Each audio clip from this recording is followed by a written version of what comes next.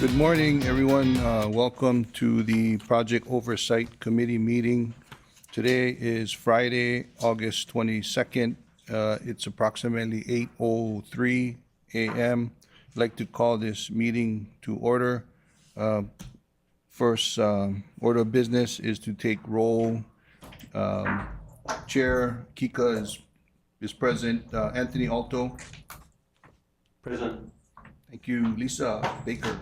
Present.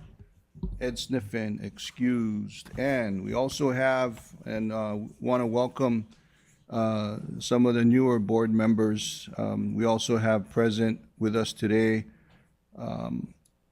John Katahira, and we also have Kolana Park, not on the committee, but board members Kathy Sokugawa and Chris Takashige.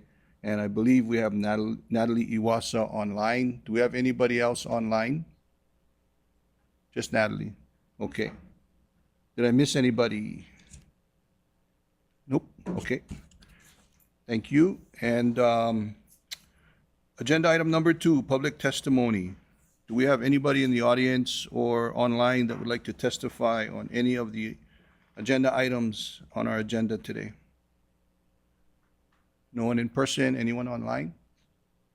Nope. Okay. Thank you.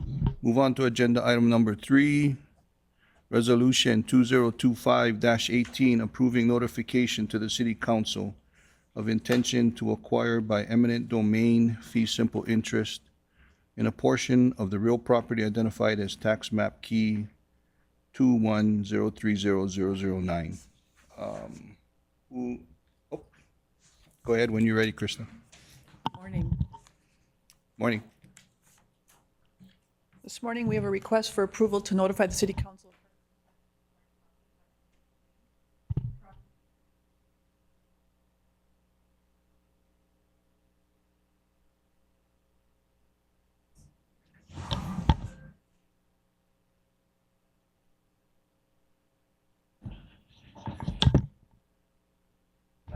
Yeah, okay. 557 Halakawila Street. All right. Hopefully it'll stay on now. Next slide, please. The photo on the left shows an overview of the property. It is actually 3 lots. The part that's highlighted in blue is one of the lots, the lot where we need to acquire a portion of property for placement of a column. The acquisition area is 395 square feet, and it is fee simple interest. Next slide. So we do need to acquire a fee simple interest in a portion of the subject property to accommodate placement of a guideway straddle bent column. The amount of just compensation for the property has been determined according to the URA. Hart approved an offer to acquire a fee simple interest. Hart provided an offer to acquire fee simple interest in August of 2024. Hart and the owner have been in communication since that time to reach a settlement. The owner has been given a reasonable time to consider the offer. In order to adhere to the CCGS construction schedule, it is necessary to refer the property to condemnation.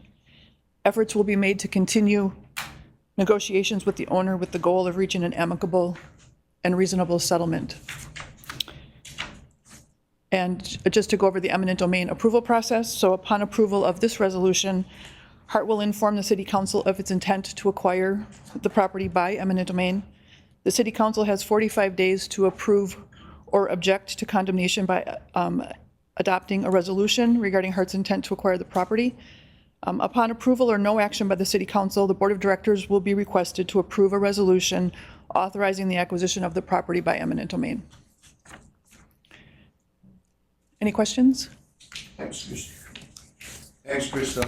So for the board members' information, so right now we have 3 voting members on the committee, on the POC committee present, myself, Anthony, and Lisa. However, anybody can ask questions if you guys have anything on the eminent domain. When it comes to voting, though, it'll just be the 3 voting members that are on the committee. So with that said, is there any questions from any members? Yes, Kathy. You said you've been negotiating with the landlord. Your mic, sorry, Kathy. Oh, sorry. Sorry. You said you've been negotiating with the landowner. So how much time does it take before you decide you need to go to the next step?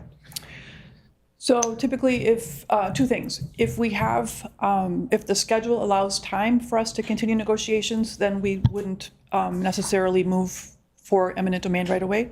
And this is not right away, this has been going on for a while, but we would try and continue negotiations.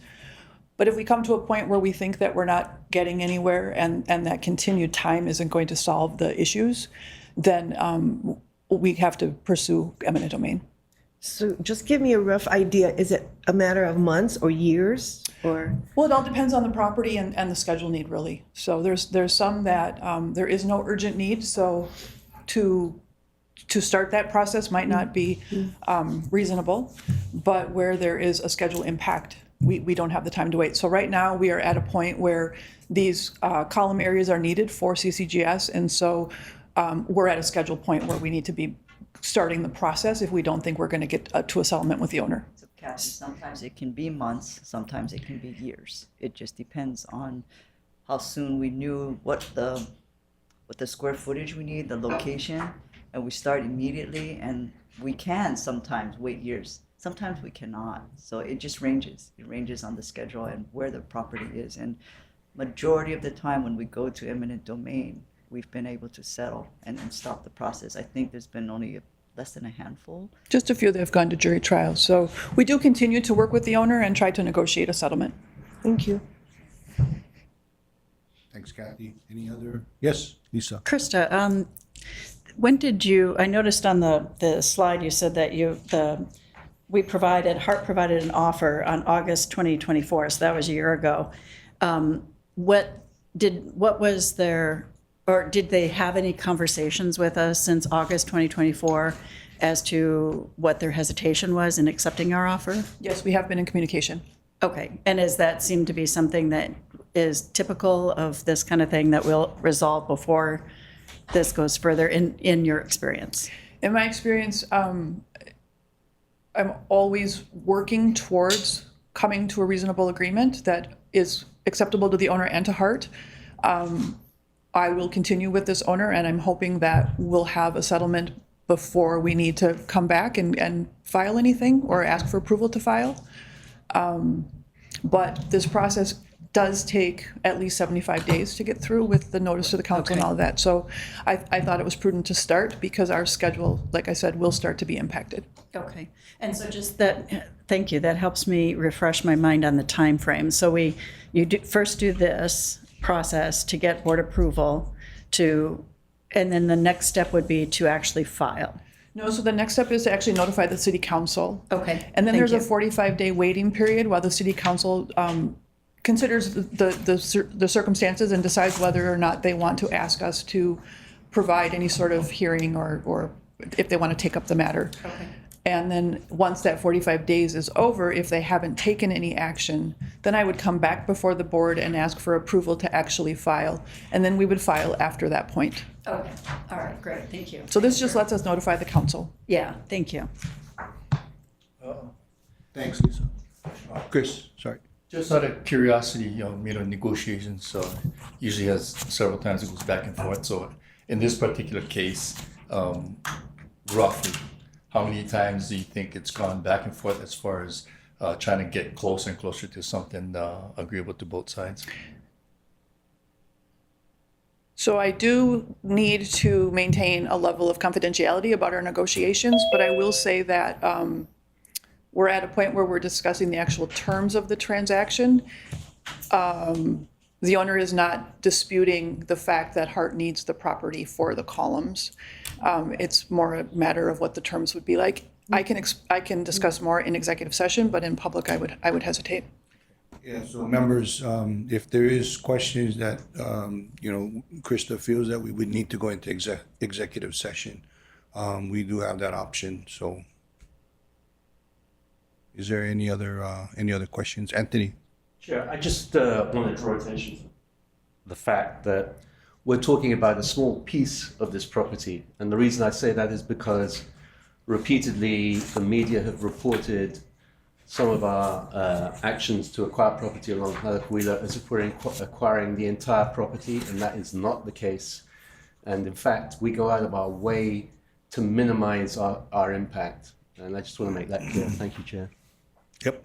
And also, you know, to just to kind of elaborate on Krista's explanation, this committee is just going to approve the eminent domain moving forward to the next stage. So it's not a final approval of the eminent domain.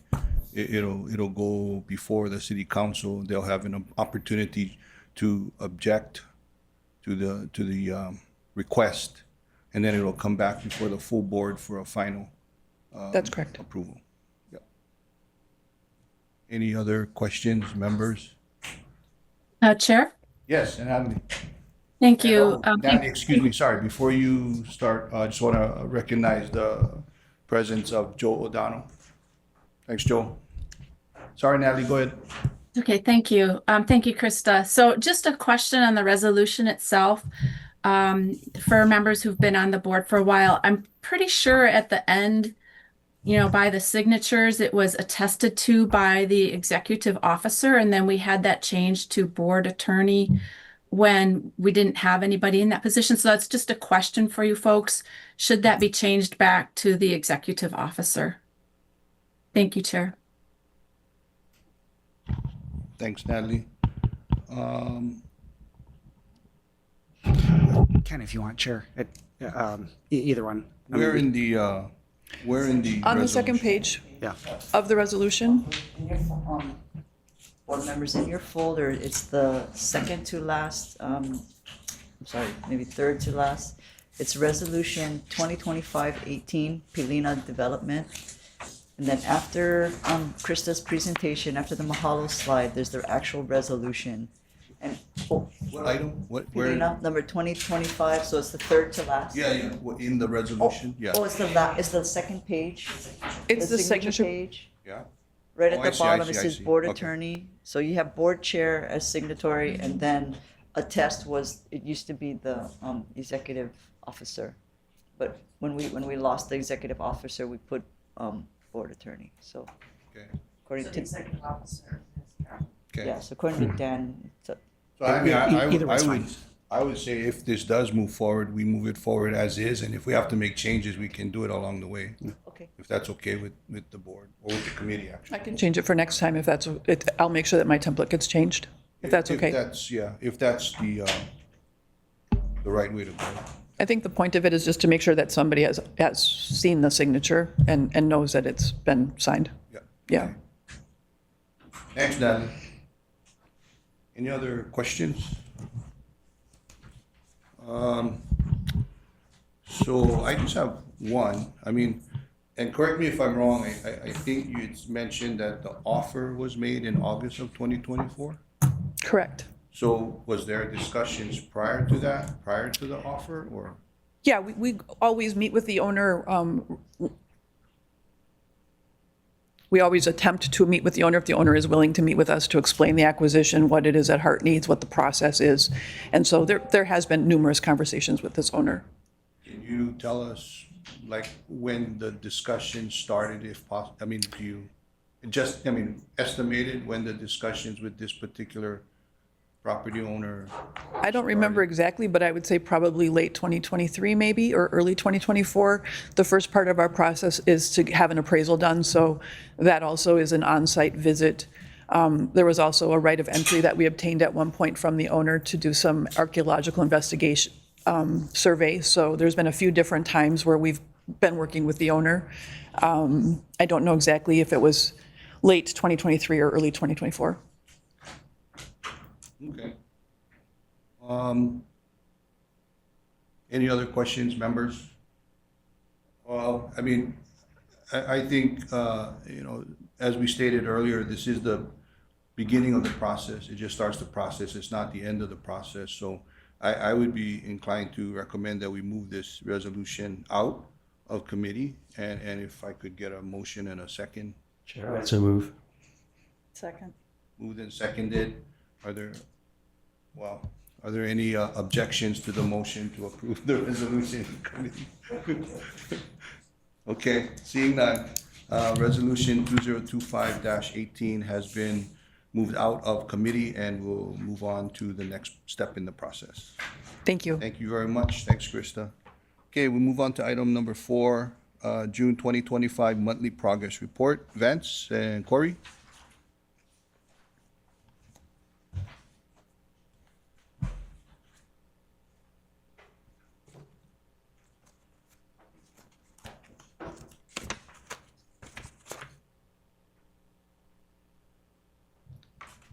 Morning, Chair, board members. Chad, if you could go to page, I believe, 5. And just for the new board members and reminder to the other board members that what we'll do is we'll go through the overall key items and give you the latest and greatest. You know, this is June monthly reports. All the data is from end of June. Things have changed since then till now, so we'll give you the latest and greatest. So I won't read exactly what's in there. I'll give you an update and then open for questions.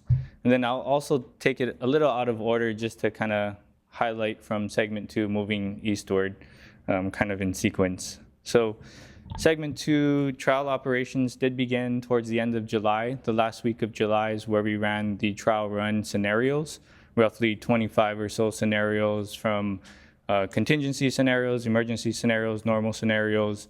That was all completed at the end of July. We did start system service availability demonstration on August 2nd.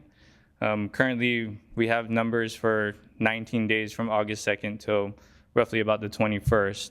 And just a reminder that this is the time period where Hitachi needs to meet an availability of 98.5% availability over a 30-day rolling average. So right now, they're roughly at about 95.5% availability, which isn't great. They did struggle for the first, call it, week or so, and a little beyond that. But what the issue is train availability. Although we have 20 trains on island, there's only 11 trains that are available for use through segment 2 and segment 1. So if you recall the DXO issues, the segment 2 or double crossovers, frogs, they were, there's a mismatch between that and the wheels. And segment 1, we did some modifications to the DXOs, the double crossovers, to allow the original wheels to work on that. Segment 2, there was no modifications. The final plan or the overall solution was to modify the wheels. We've gotten wheels for the trains and they began swapping them out, so that's why we have 11 of them. They're still working on the remaining 9 trains. They're having issues with some measurements once they put the wheels on that they're working through.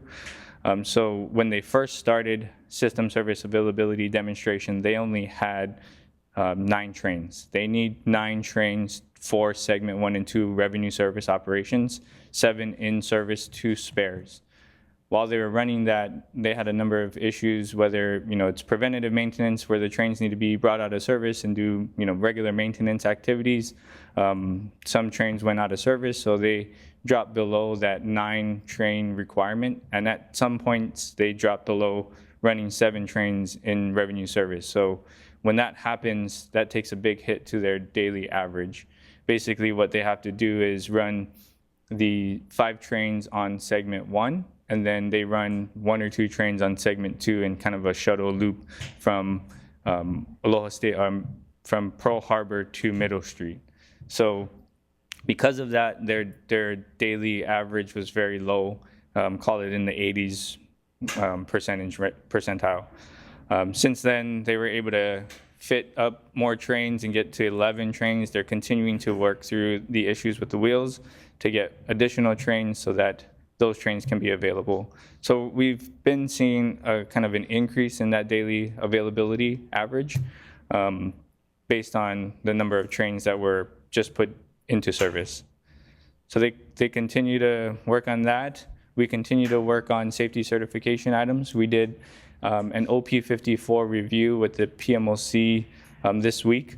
Basically, PMOC comes in, they check to see if we're ready for revenue service, going through documentation, safety certification, is there enough staffing on the O&M side, how is Hitachi doing in their testing, is DTS ready to accept, just an overall review of the program to make sure we can go into revenue service. Very positive comments from PMOC. They have a new member that joined the PMOC team, and his comments were, out of all the programs that he's seen, we are the most organized and ahead of where he expected to see. So very positive comments from PMOC in terms of where we stand for that OP54 review. We'll continue to work on safety certification, documentation. Hitachi is submitting a number of documents for us to review so that we can safety certify the system. And we're still currently tracking for that October 16th revenue service date. That 30-day rolling average, going back to that, they are beyond 30 days. We're looking more like 40, 45 days to achieve that 98.5%.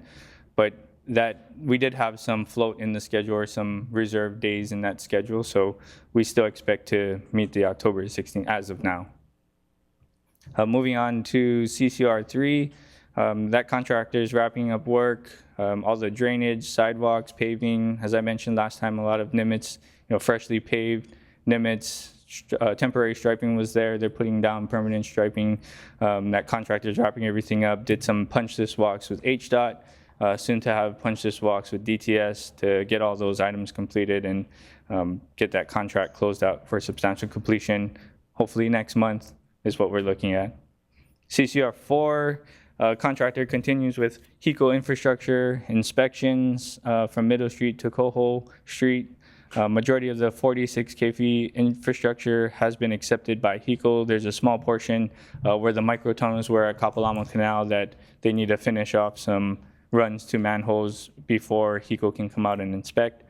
They're beginning work on drainage, curb and gutter, and sidewalk from Middle Street to Pu'uhale Road. So that's some of the areas where, if you can visualize Costco, the air refrigeration, Marukai in that area, they're starting that work on the Mauka side.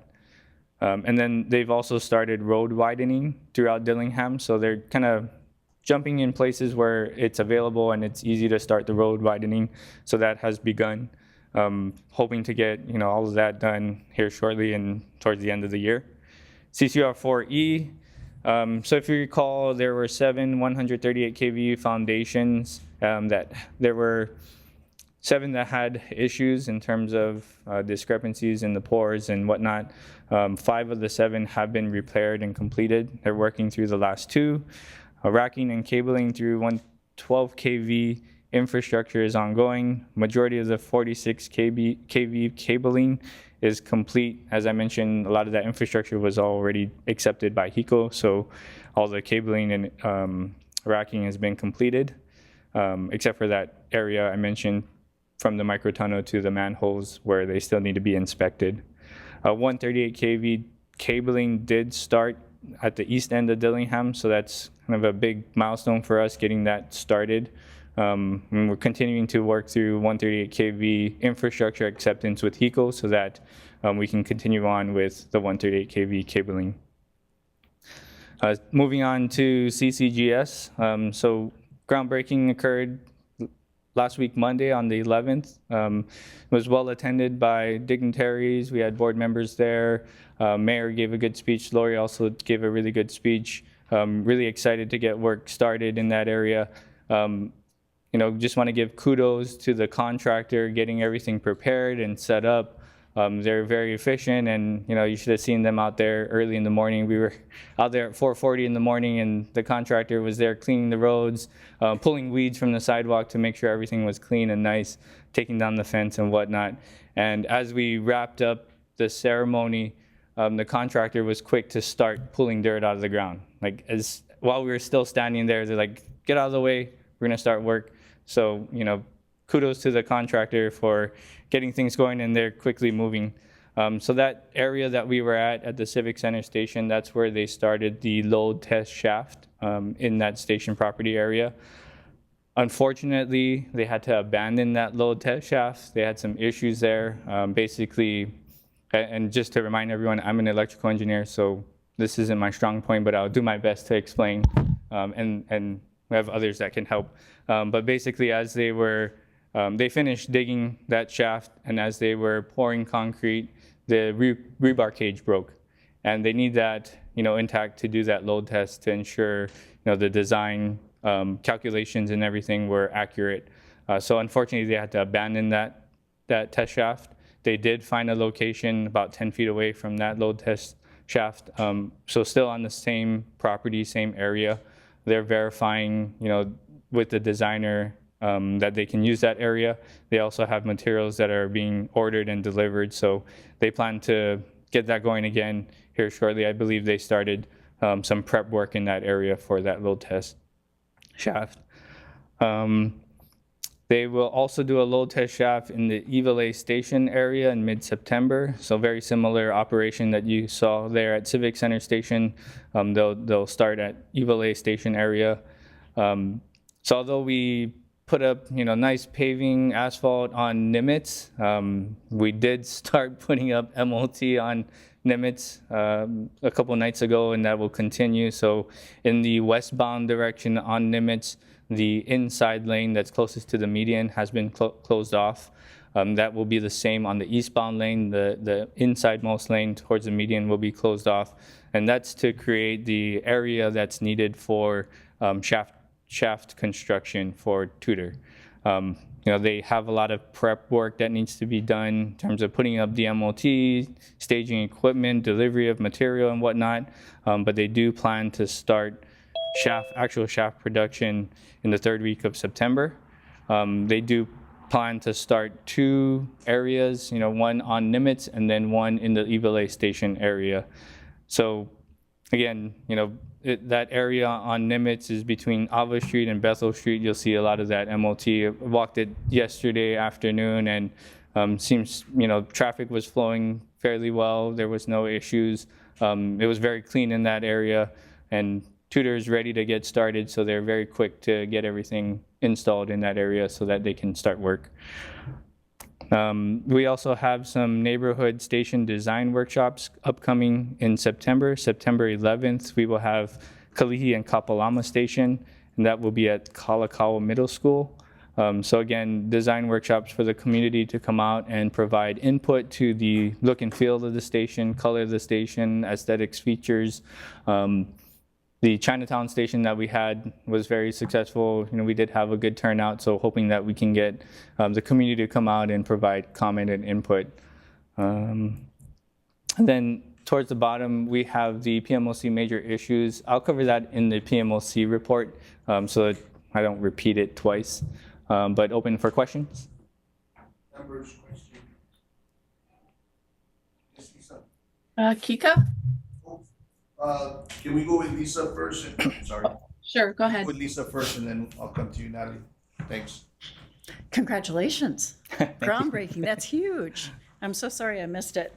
Couple things that I had questions for, though. On segment 2, of the, you can give it to me in a percentage, probably is more effective, is the safety certs that have been signed off and those that are remaining.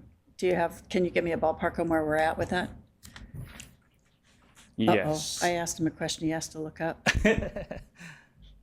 Yeah, we just covered this yesterday, and I can't remember the exact numbers. That's okay. Just, if it's at 3/4, 1/2, 1/4. We're a good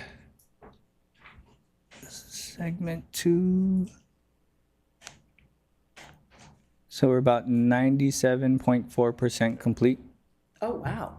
Oh, that's terrific. Yeah. And 97.4? yeah, the last remaining items, some vehicles that need to be certified, then the operational readiness, which kind of encompasses a lot of the remaining documents, and then elevator escalators. So we had some punch list items from the state inspection that we need to address, and we're working on that. So I think the elevator escalator is the biggest item out of everything.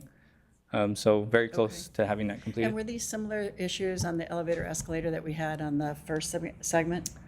Do you remember? Not that I'm aware of. I think the first segment we had some sump pump items. This one had to do with conduit fire rating. Oh, okay. There was another one, some breakers that needed to be lockable that weren't lockable. Lighting, yeah. Okay. All right, good. And then gosh, I just forgot my question. When you, on your Chinatown meeting, sorry, I'm switching to CCGS.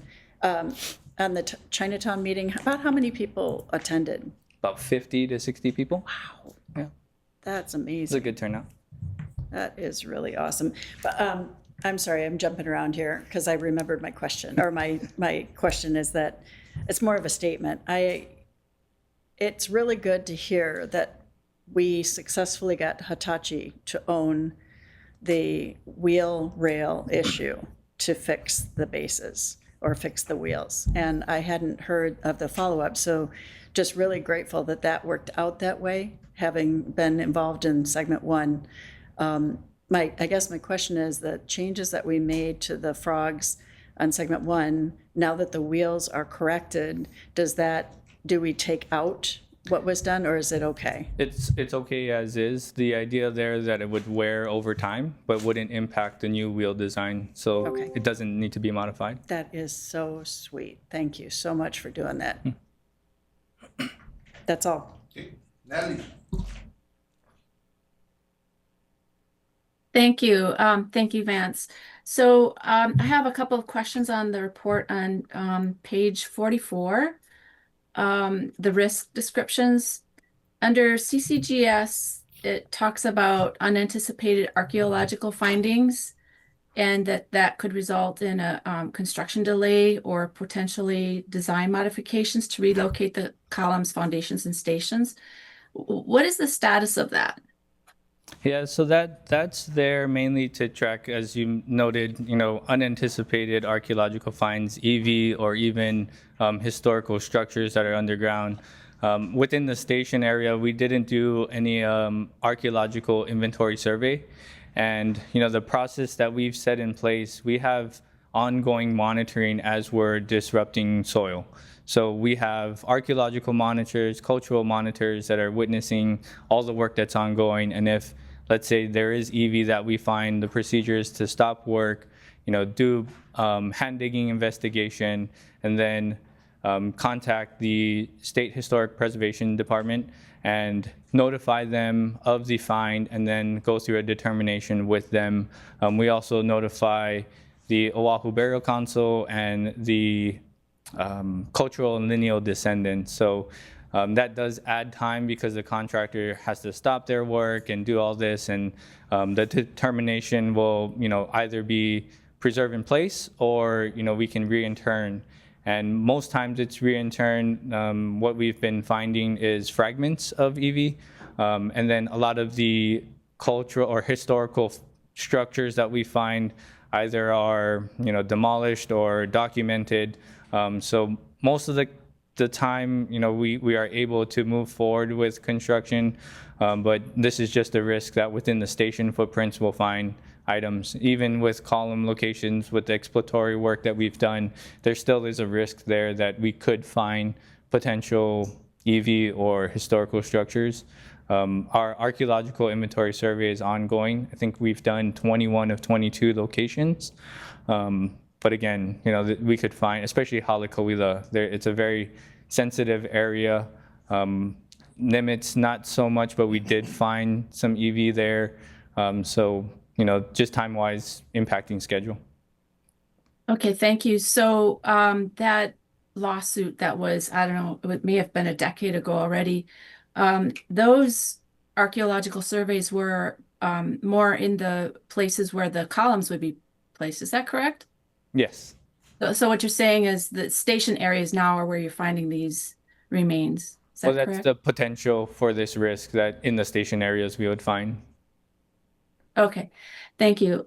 With respect then to the next risk, also CCGS, Servco, that the contractor is trying to figure out constructability issues and minimize impact. So what is the status of that issue there?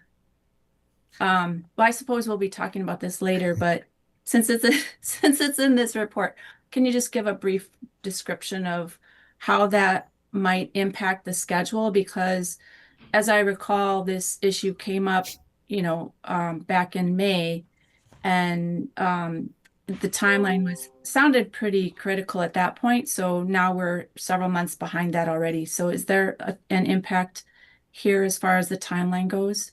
So currently, Vance, no. before you, Natalie, can you identify which risk ID you're referring to, just so that we can follow? Yeah, sure. So it's on page 44, the one right below the archaeological findings.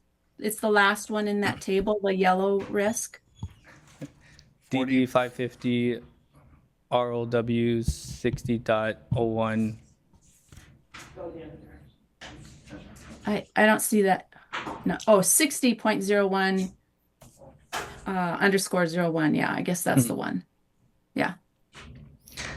So, and Natalie, you mentioned it's on the agenda. So we've moved forward with the condemnation process, and it is an agenda item for the full board coming up here.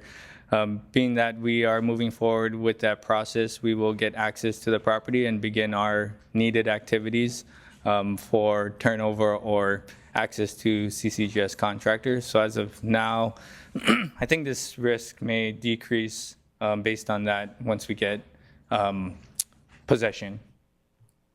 Okay, so if I'm hearing you correctly, then there's really no risk at this point to the timeline, the project. Okay. Then also in that same line on page 120, part of that property is scheduled for building demolition, and it's almost $1 million to do that. It says that it's scheduled for demolition on November 21st. Oh, did I make a typo? Is it 2028? Hold on. Sorry. Sorry, Oh, Natalie. you know what? Yes. No, you know what? That's I think I had a typo there, and I'm not sure where I was looking on that. Oh yeah, it does say 2028. Okay, you know what? It's a while down the road, so never mind that. I was thinking November this year, which I was wondering how in the world you guys were going to meet that deadline, but that's not a concern at this point. The other thing I just wanted to ask is, when you use acronyms, to be a little aware that sometimes we may not be as familiar with them as you. So when you were saying MOT, I'm like, wait a minute, what is MOT? Maintenance of traffic. That means all the cones and everything, right? So just Yes. kind of reminder that we may not be as familiar with those acronyms as you are. Yeah, Thank you. apologies. Chair. Lori did remind me. Thank you. Thanks, Natalie. Anthony? Thanks, Chair. Just a couple of questions. One is the CCUR 4 and 4E. We've been very concerned all along about it impacting the critical path. How are we there? Is it which way are we leaning?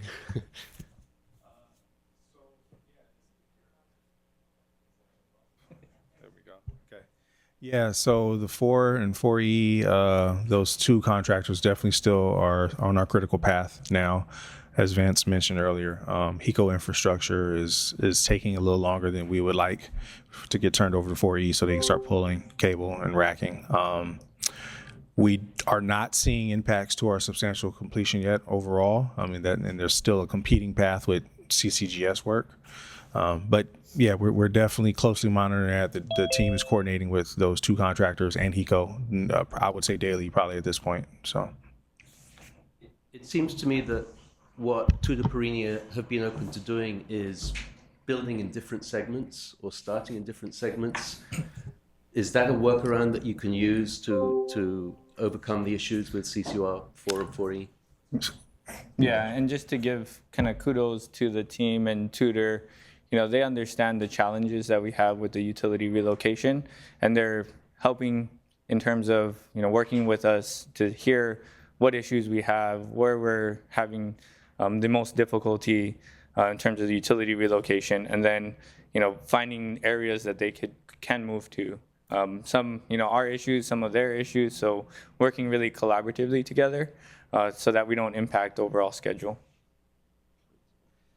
My other question is related to something that's come up already, and that's SHPD approvals. which we've got hung up on to such an extent that, again, they threaten the critical path. And I think it's no secret that SHPD is one of the most troubled agencies in state government. They've been understaffed. I'm wondering what the situation is there.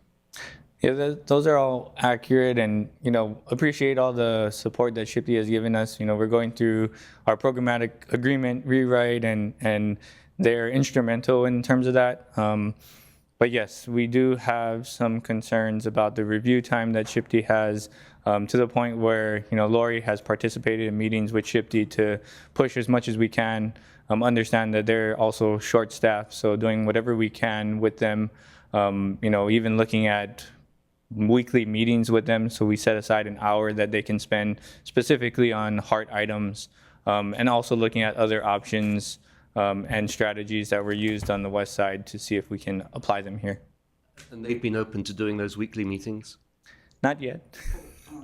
Well, when we were doing the amendment for the third programmatic agreement amendment, they actually met with us about 8 times, 2-hour chunks, all within a 1 to 2 week period, just to get that over the hump. But on a regular operation, yeah, we want to pose that to them, but we'll see if they're open. I mean, to we that. don't want to continue to be in a situation where we communicate with them and then we hear nothing back Yes. for weeks, which Yeah. is what's been happening, We correct? do have a standing monthly meeting with them. So when we're in a critical path item, then we ask, can you meet with us more often? So they've been trying. They've been trying, but yeah, it is a risk. It is a worry for us. Right. I know the governor is trying to get more staff into that agency to help them out, but we can't let them impact our critical path. Understood. Thanks, Chair. Any other questions, members? Monthly progress report. Chris? Chair, Yes, Joe. thank you. This question is for Vance. The mishap with the reinforcing steel on the shaft, who was responsible for that? Or Tudor Perini and their subcontractors. Not sure exactly which subcontractor, but all work done under Tudor. Okay, thank you. Thanks, Joe. Thank you. Members, any other questions? Yeah. Yeah, Chris. Just a comment for Vance. You mentioned earlier that you guys have contingency plans or timing for discovery of EV in the station area. Just a reminder that when contractors bid on their projects, especially if they know they're not getting any archaeological studies in advance, they should have planned, put some kind of contingency in their own planning processes. Yeah, so keep that in mind if you guys get a claim from them. Thank you. Thanks, Chris. Any other questions? I just have, one. I know I saw a testimony regarding pedestrian access to Dillingham, and do you guys have any comment or feedback on that testimony? Yes, it was raised to the contractor, and the contractors, out there, there's a lot of work, and I think we call it a war zone all the time. There's work moving from one side to the other side. The contractor is aware. They have addressed some of the issues, and they continue to do weekly walks with our team to verify and take a look at, the cleanliness of the area, the accessibility for the sidewalks and pedestrians. There are some work that's upcoming in terms of the sidewalk that I mentioned.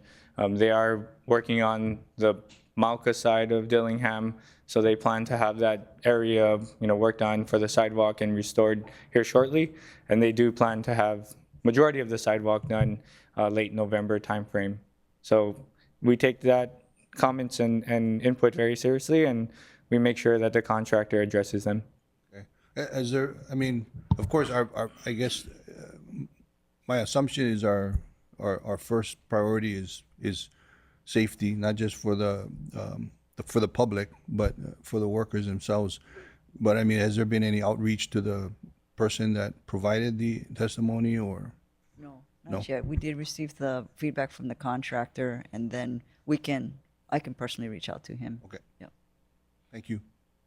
I just want to note, at one point, that area, sidewalks were really bad, where Lori went out there herself to look at it and, pointed out items that needed to be corrected. So we're all very aware, and then safety is of top priority.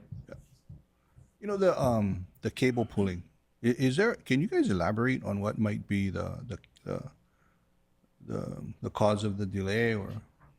So the infrastructure, 138 kV, and understand, HECO's perspective on the 138 kV. This is a major artery for HECO, the 138 kV transmission lines.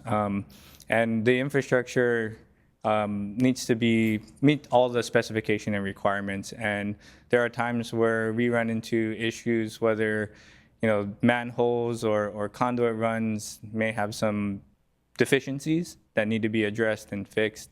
And, inspections, a lot of us engineers are, it's subjective. The interpretation of the specification, the requirements, one person can read it one way, another can interpret it another way. We do have our former HECO employee inspectors out there inspecting all the work, and from their understanding of the specifications and their interpretation, there are some issues, but a lot of the issues have been addressed. HECO's inspectors may see it otherwise and want further investigation or further correction, which is sometimes above and beyond, but maybe necessary, that we're working through. So getting the infrastructure accepted is where we're running into some snags and issues. Understanding, we have our issues with some of the quality, but also working with HECO to reasonably accept and resolve some of those quality issues. So not necessarily the pulling itself, it's just getting the Prepping it. handholds, manholes, conduits. Getting it to the point where you can. Yeah, yeah. Okay, thanks. Members, any other questions? Yes, John. So Lori, I'm glad to hear that you're going to reach out to the testifier about the bike path safety. I think in the testimony, he welcomes the opportunity to share the bike riding experience firsthand. If available, please let me know, and then I'd show up too, because I think his testimony was directed towards board members. So I'd be willing to. When I forwarded it to my team members, that's exactly what I said, that I wish Right. you would have directed it to us Right. directly, because we're O&M. Right. You folks are policy. Right. So if he sent it to us and we didn't respond, then by all means, we report to the board. But yeah, I wish he would have sent it to us directly. Okay, but just let me know, and if I'm available, I'd be happy to represent. Kind of a newbie question on that project in general. Is the contractor required to provide safe bike lanes and even ADA throughout construction? What's the requirement on the contractor? ADA, absolutely. Bike lanes, that's a good question. Would have to check. I don't know if Matt, I'm not sure. We'll double check. Yeah, I guess, and I guess this is more of a comment, but of course we want to provide as much access that we can, but I think we gotta make sure that we can in a safe manner for the safety of the public themselves. So it's an active construction site. And to the extent that we can provide these types of access to the public, of course, but we have to err on the side of caution. We definitely don't want anybody getting hurt. So anyway, but yeah, thanks for following up on that. Okay, any other questions, members? Seeing none, if we can move on to the next agenda item. Sorry. Agenda item number 5, PMOC report. Vance Corey. Chad, if you can go. Excuse me. Before you proceed, is there any testimony, anyone in the audience to testify on agenda item number 5, PMOC report, June 2025, or online? Seeing none? Okay, Vance. All right, Chad, if you can go to page 5, similar here, I'll go through the major issues and provide feedback and comment. So the first item relates to the Hitachi claim and just the overall oversight and management from PMLC in terms of the claim. And we do have an update, I believe, in the full board where we'll provide the latest status there. Because it's an ongoing claim, that will be executive session. Moving on to the next item, project revenue growth. This is where PMLC had noted the lower than expected collections for the revenue. And we continue to provide updates to PMLC and in terms of where the revenue is and any changes. We did have a breakout session, as noted there at the bottom, PMLC recommendation, and provided them further information and update. Even as of this week with our progress meeting, we did provide them further information. And we have Mike O'Keefe here if there's any questions in terms of that. And then the last item, CCUR, just the overall project schedule for segment 3 and the critical path, as Corey mentioned, CCUR 4, 4E, getting that work completed, and the CCGS schedule as well, both competing critical path items. And that's it for me, unless there's any questions. Questions, members? Chair? Just a comment. It doesn't have to be now, but later on, I'd like to sit with you folks to go over the critical path schedule. I know there's potential issues and stuff. So, yeah, we'll do that. Thanks, Colin. And sorry, Natalie. Thank you. Yeah, I couldn't hear what was just said. Sorry if I interrupted anybody. So you mentioned there's the concern about the financial health of, sorry, I forget the exact wording of the project the PMLC identified. So for new members, you may not be aware of this, but the members who've been on the board for a while, we haven't had a finance committee meeting. So just putting this out there, because we're going to be talking about committee assignments, that it's really important for us to understand the financial aspects of this and why the PMOC is breaking this out as a concern at this time. So just my comment. Thank you, Chair. Thanks, Natalie. Any other questions? Anthony? So, yeah, I was thinking along the same lines as Natalie. I'm wondering if this concern has reached a point that we need to have some sort of a briefing either in this committee or a meeting of the finance committee to look at what the revenues are. Obviously, that's something of great concern. We are hoping that you folks today will select the finance chair. So we definitely can do a briefing. We did brief them yesterday because they're here to give an update. So just the Cliff Notes view, we are back above the recovery plan again. So, but it was concerning for them, and rightfully so. For the last 2 quarters, we were below. 2 things that triggered that. In the recovery plan, there was a spike, and then of course the income coming in was, went down a little bit. So it does look like a large puka there. But this quarter we are slightly above the recovery plan line. And then what Mike presented to them is over those last 2 quarters, even though we were below, we're still slightly above. If you get the aggregate, we're slightly above what the recovery plan, but we can definitely do a briefing for the board. Yeah, and I don't it can get be the here. impression we need Yeah. to start ringing the warning bells yet, Yeah. but it's obviously an issue that we want to stay on top of. Absolutely. Thanks, Chair. And even though we don't have a finance meeting, please know we update the cash flows, and per your request long time ago, it's included in the monthly report. So it's in here. Okay. Members, any other questions?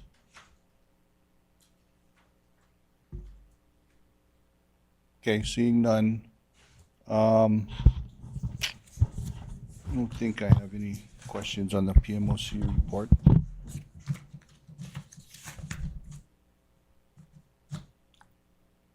Sorry.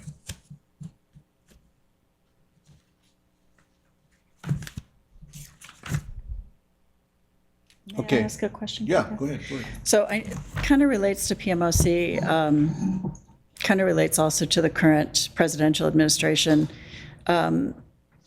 We've talked before about concerns about release of funds for the remaining FFGA. And I know that there was some senator, I believe, that brought up a concern that about our project. Have you heard any concern like that from PMOC? FGA has assured us that we are good. So They- this Yes. this person that brought this up is more noise than anything, posturing. I can't say whether or not, she just did a blanket review across the nation. Any project over 5 years late and $1 billion over what was initially budgeted was flagged. So we're clumped into that, so. Oh, that's ridiculous. We should have opened right in 2020. All right. That is absurd. All right, thank you. Any other questions? Okay, let's move on to agenda item number 6. I don't believe there was any requests made by anyone in the, was there a request? He did request a maybe review of the critical path schedule. I don't know. You can agendize it next time or have the conversation, however you want to address it. Can you Critical path schedule. clarify what you're asked to? Okay. Yeah. Carolyn, you review the critical path. Okay. there were 2 others that I heard too. The Yeah, so- financial, what were the 2 that you heard? The 2 that I heard were that Lori was going to follow up with the Scott Snyder email, and that the Vance is going to look into the Tudor Perini contract to see if there's, or Matt, that if there's a issue about the bike lane, that they have to keep that open. And, you know, maybe you might want to add to that, just maybe a brief overview of the financial projections and whatnot in the next POC committee. There is overlap between finance and POC, so I think that might be, absent a chair at this time, that might be a good idea. Okay. If there's no other questions or comments, that's the last agenda item, so I will adjourn this POC committee meeting at 9 a.m. Thank you. Yep. The next one is going to be very short. Oh, we should just do that then. And take a break between that.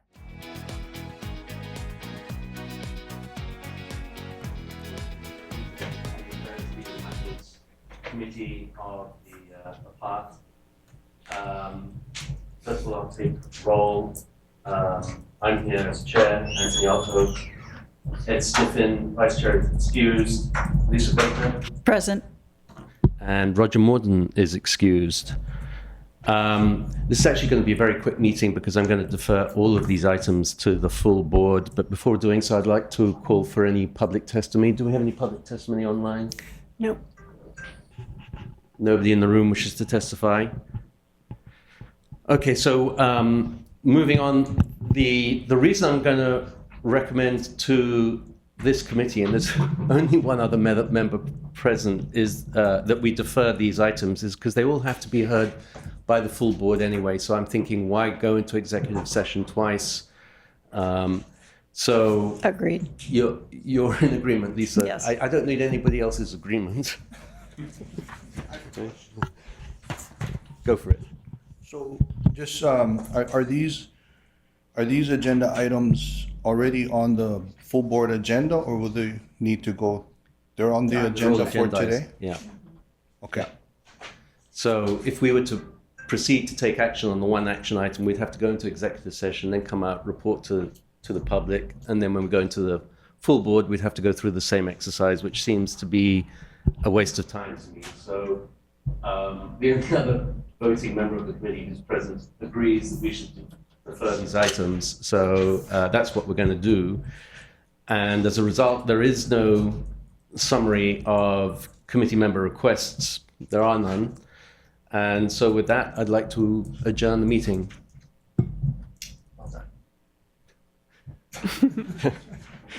I think the fastest meeting that Hart has ever had. Back to you. You got the phone.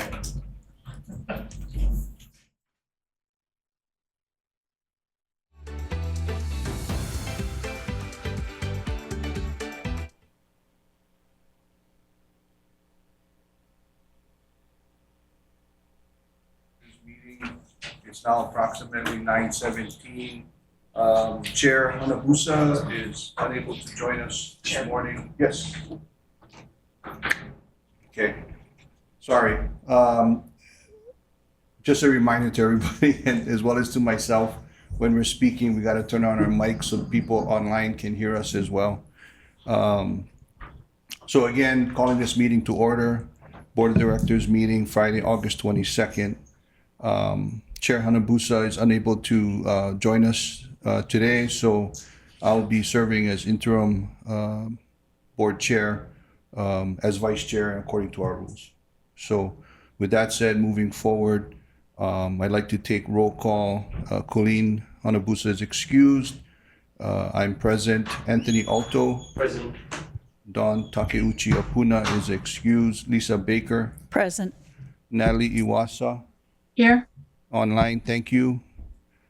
John Katahira. Here.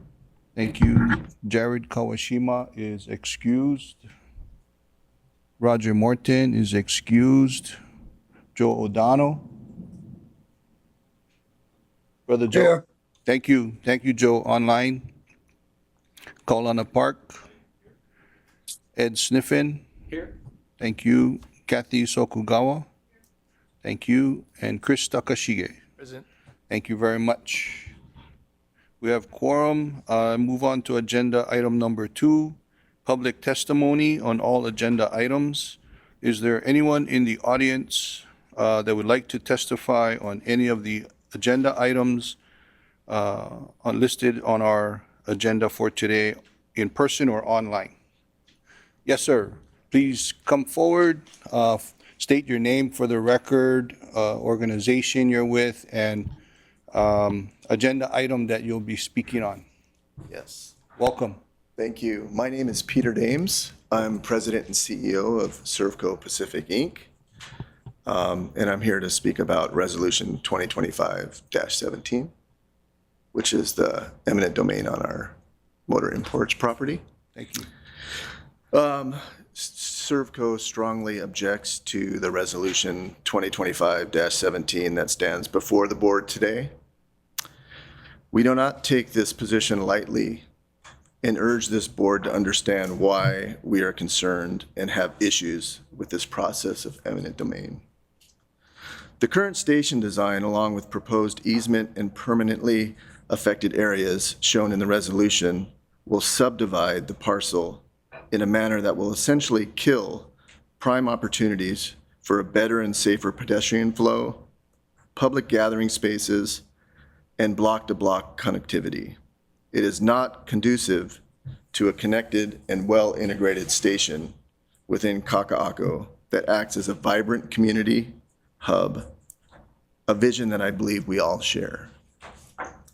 A better connected Kaka'ako that has a station which is seamlessly connected to secondary mobility options, affordable workforce housing, shopping, and dining.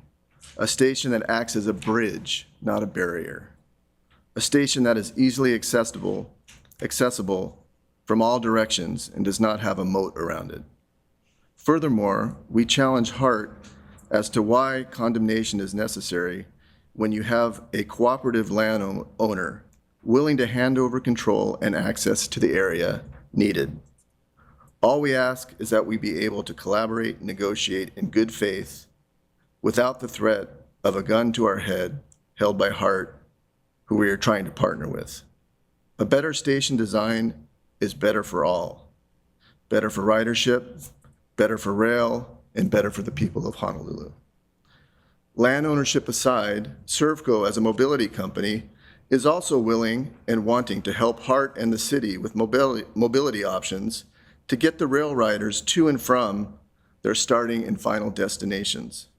However, none of this can be possible without true good faith collaboration and teamwork between HART and Servco. HART commenced negotiations with Servco over 10 years ago with intentions of taking 5,000 square feet of our motor imports property, which is a car care service center that serves tens of thousands of Toyota customers each year and employs 40 staff, of which 28 are union employees. Only in late 2024, after years of little or no communication from HART, was Servco notified that the target area ballooned to 21,000 square feet, which is 4 times the amount of land that was originally stated. And along with frontage of the Haleakala station would be lost, all of it, a mortal wound to our complete operations of the site. Furthermore, HART indicated that it had executed a contract with the contractors to turn over the land by January 2026, despite not even recommencing any negotiations with Servco at the time. Although extremely disappointed with the sequence of events and consideration given to how this would affect our business, customers, and employees, Servco saw this as a lifetime, once-in-a-lifetime opportunity to collaborate and work with HART to enable a special project that can incorporate rail into a larger master plan, transit-oriented development project that could provide affordable workforce housing, first and last mile mobility, and commercial and dining amenities. The notion of cooperation and collaboration with HART was welcomed by Servco, as mentioned in our testimony at the June HART board meeting. Since then, a handful of meetings between Servco and HART were conducted. Despite Servco's willingness to commit to turn over control and use of the 21,000 square feet to HART in the short time frame requested, and spending well over $50,000 in fees on consultants to better understand the station design, HART was unwilling to pause or postpone condemnation proceedings and only superficially collaborated on station redesign efforts. HART told us that a mutually agreed upon right of entry agreement, which Servco was willing to sign and would have allowed HART to meet the schedule, would have been enough for them to proceed without condemnation. We worked to hammer out an acceptable agreement, but when we were told condemnation proceedings would continue, even if the right of entry agreement was signed. This caused trust to quickly erode and resulted in a pencils down on the station redesign study in July, which was aimed to meaningfully connect the station with the surrounding and future build environment while enhancing pedestrian flow and safety around the station. HART cited the likely need to bypass these benefits as it needed to protect itself against potential cost overruns and schedule impact. But we see these items as solvable based on discussions with other professionals, and likely even financeable by the private sector, therefore alleviating much of HART's concerns. I would add that we have talked to many of the landowners affected by HART in our area and have heard similar stories of trust being broken and lack of any constructive engagement. We kindly request the board to place a stay of vote on this resolution, as we believe there is a clearer path forward without the need of condemnation or litigation. HART doesn't need to strong-arm a willing partner. We have been and continue to be ready to collaborate, turn over the land, and help create a station that connects us, not divides us. And with that, we remain steadfast believers in a better connected Kaka'ako. Thank you for the opportunity to present this testimony. Thank you, Mr. Davis. Board members, what I would like to do, and I appreciate you, and I know you have a number of your team members here, Mr. Dames. What I would like to suggest that we do is, if it's okay with the board, if there's no objections, is I'd like to take item number 5 out of order, push it up in the order of the agenda, and push items number 3 and 4. If there's no other testifiers in the audience or online that are willing to that are here to testify, and I'll check before I do this, but what I'd like to do is take item number 5 out of order. If Krista, you're prepared to do that, and take the agenda items A, B, and C, and then we'll go into one executive session so we can be a little bit more efficient and respect your folks' time, and then come out and maybe we may be calling you back up for questions and comments from the board members. If that's okay with the board, is that good? Okay, thanks, Vice Chair. Mr. Dames. Appreciate it. Krista, so with that said, is there any other testifiers online or in the audience that would like to testify on any other agenda items or on this agenda item?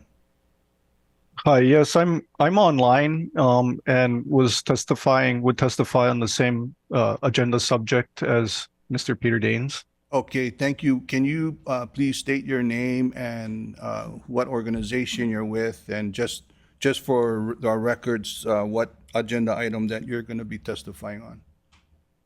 Yes, my name is Daniel Moats, and I'm principal architect at AHL, otherwise known as Architects Hawaii. And I believe it's resolution 225-17, which is the Civic Center. Okay, thank you. Go ahead. Okay. In review of Hart-provided 30% Civic Center design package and design studies AHL performed with Servco, we see opportunity to enhance pedestrian connectivity around, directly to, and within the Civic Station. The proposed modifications to the Civic Station would significantly improve the neighborhood environment and the general public by integrating the station with the new proposed thoroughfares that would allow existing and future vibrant commercial and entertainment spaces to succeed. This approach would enhance community benefits while aligning with HCDA's vision of the Kaka'ako transit-oriented master plan and urban neighborhood development. It would create a better connected Kaka'ako with the Civic Center of Honolulu. Thank you. Thank you. Mr. Moats, will you be able to stay in case there are any questions after we come back out of executive session? Sure. Okay, thank you.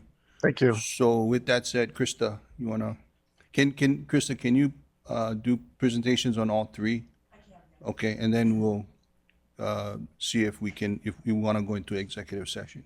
Okay.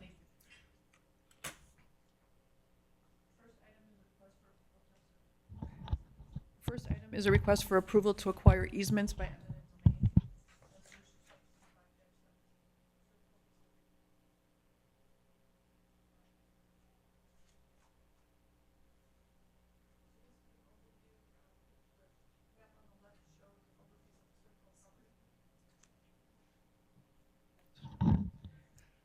Thanks. Better, sorry. The map on the left shows the overview of Servco Pacific. The acquisition area is the building in front that runs along Halakawila. The drawing on the left, or I'm sorry, on the right shows the easement areas. So the area that is outlined, it looks like it's in green on the slide there. That is a permanent easement for the station purposes. The small area that is in orange, that is for a column, also a permanent easement. The area in blue is a temporary easement. We anticipate that we will need that area for 6 years for development or construction of the station. Next page, please. This shows the easement areas with an overview in red of the station footprint. So the station actually is elevated. There's a concourse level and a platform level, and they are above ground over the Servco Service Bay building. Next page, please. Next slide, please. Background. It's necessary to acquire easements on, over, above, or through the Servco Pacific property for development of the HRTP. There are 2 permanent easements, one for placement of a straddle bent column and one to accommodate the Civic Center station needs, which include an elevated platform, elevator, stairwell, and electrical facilities. There's also a need to acquire a temporary easement for use during the period of construction. This temporary easement will revert back to Servco when it is no longer needed for construction. The easement area is improved with an 8,580 square foot building. The building conflicts with the project needs and will need to be removed from the easement areas. Servco Pacific operates an automotive repair business from the building. The business is eligible to receive relocation benefits in accordance with the Uniform Act. The amount of just compensation for the property has been determined according to the URA. Hart presented an offer to the owner to acquire a fee simple interest in the portion of the property and a temporary easement in April of 2025. In May, Servco requested that Hart consider acquisition of easements rather than fee. It's been determined that the easement rights are sufficient and the acquisition has been modified to reflect this. The parties have been unable to negotiate a right of entry that would allow Hart access to the Servco property for construction purposes. In order to meet the project schedule, it is necessary to condemn the property needed for the development of the HRTP.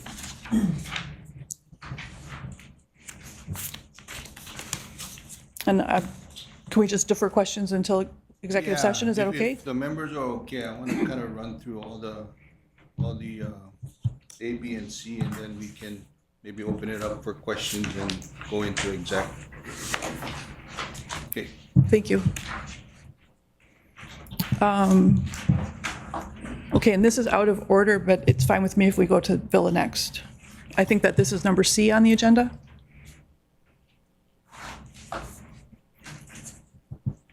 This is request for approval of an administrative settlement. Villa Family Trust versus Hart, located at 2124 Kamehameha Highway. Next slide, please. Again, the photo on the left shows an overview of the property, and the drawing on the right shows the easement that is needed. It's a 100 square feet needed for an electrical transformer. Next slide. An offer to acquire the electrical easement was presented to the owners in May of 2023 and then updated in June of 2024.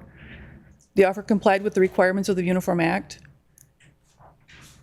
After no settlement was reached, we did refer the matter to condemnation, which was approved in September of 2024. Oh, I'm sorry, in July of 2024. Hart filed and obtained possession of the property in September of 2024. The owner and Hart have entered into a settlement agreement subject to the approval of the Board of Directors that's been determined to be reasonable, prudent, and in the public's best interest. Thank you.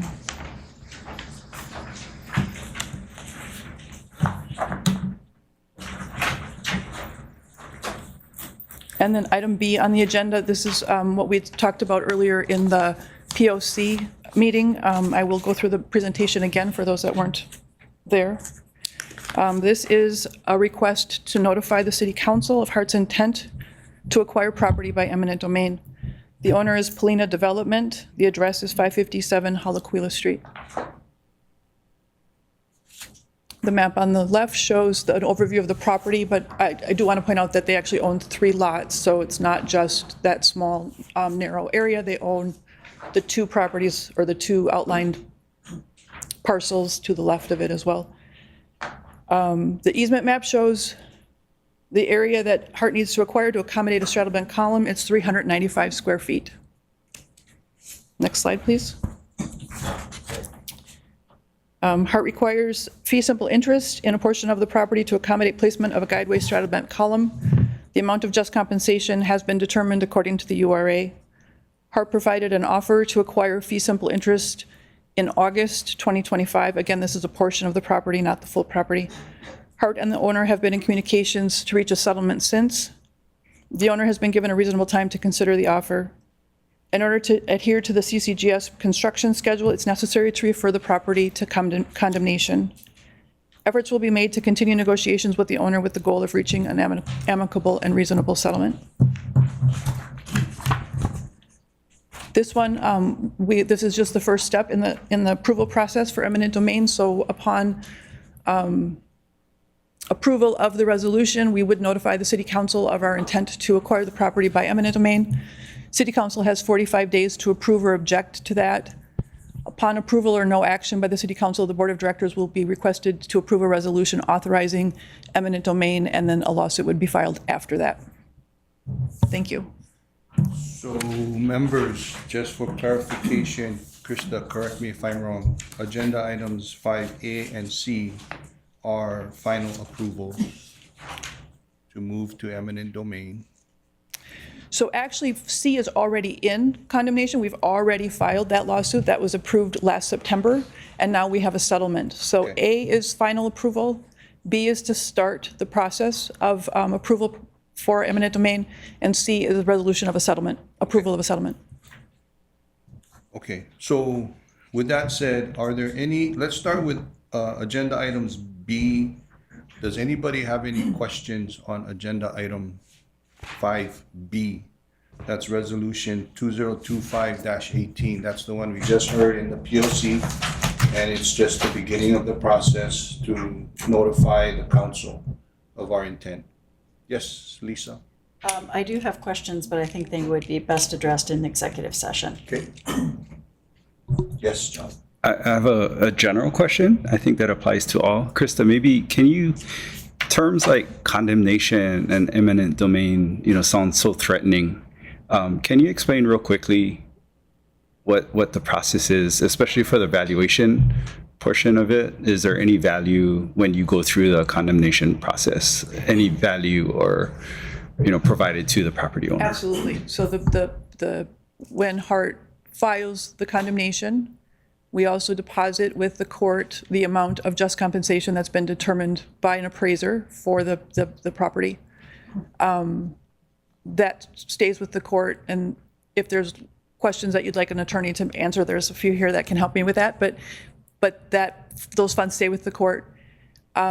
We get possession of the property, and then the rest of the process has to do with deciding whether or not the value is acceptable. And if the two parties can't come to agreement, then there would be a jury trial, or a judge would decide what that amount of compensation should be. So market value or just compensation is provided under eminent domain.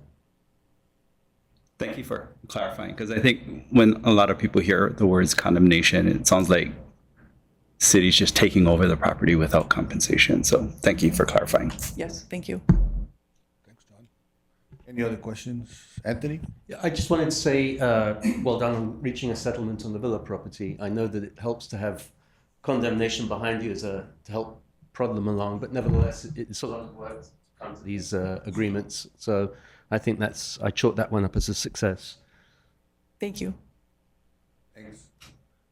Members, any other questions? I guess let's take A, B, and C. Are there any questions on either of these agenda items before we take a motion to go into executive session?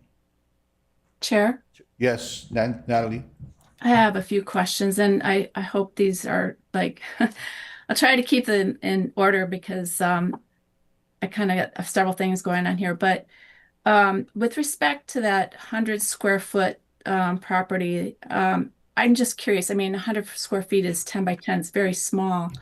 So did they just not communicate with you folks? Did they not join in the meetings? Is that why this had to go through the whole condemnation process? There was concerns, and again, I do hesitate on what I want to say in public about negotiations with an owner, but there was concerns about the utility relocation itself that really couldn't be, the owner did not have control over. So such things as a light pole in the right of way, there was concern about that.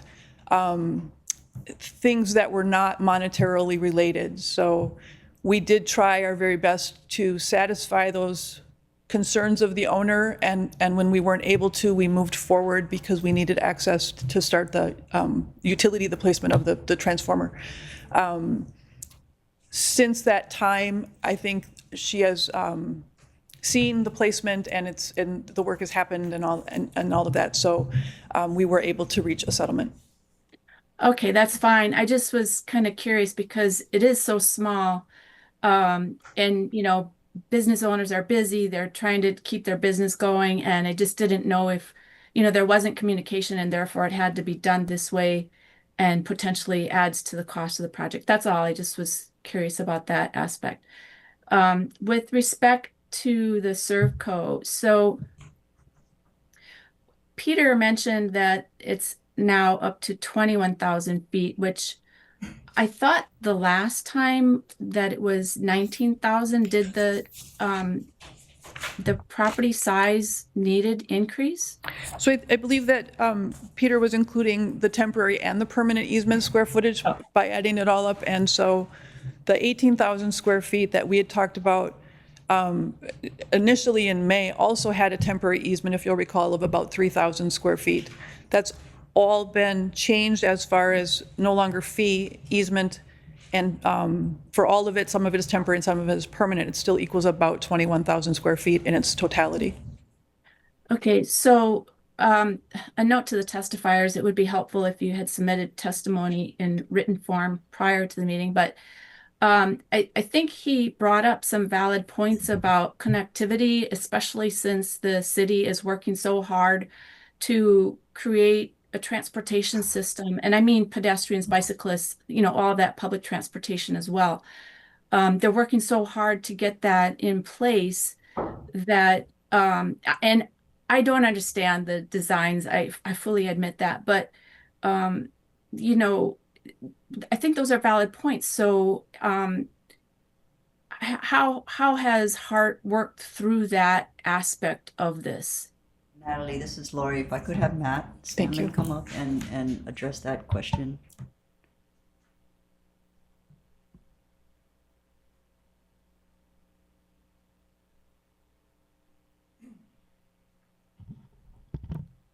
Hi, Natalie. Yeah, we've been working through all of that, and everything is a balancing act of ensuring that we're providing access for all modes of transportation, and our current design does do that.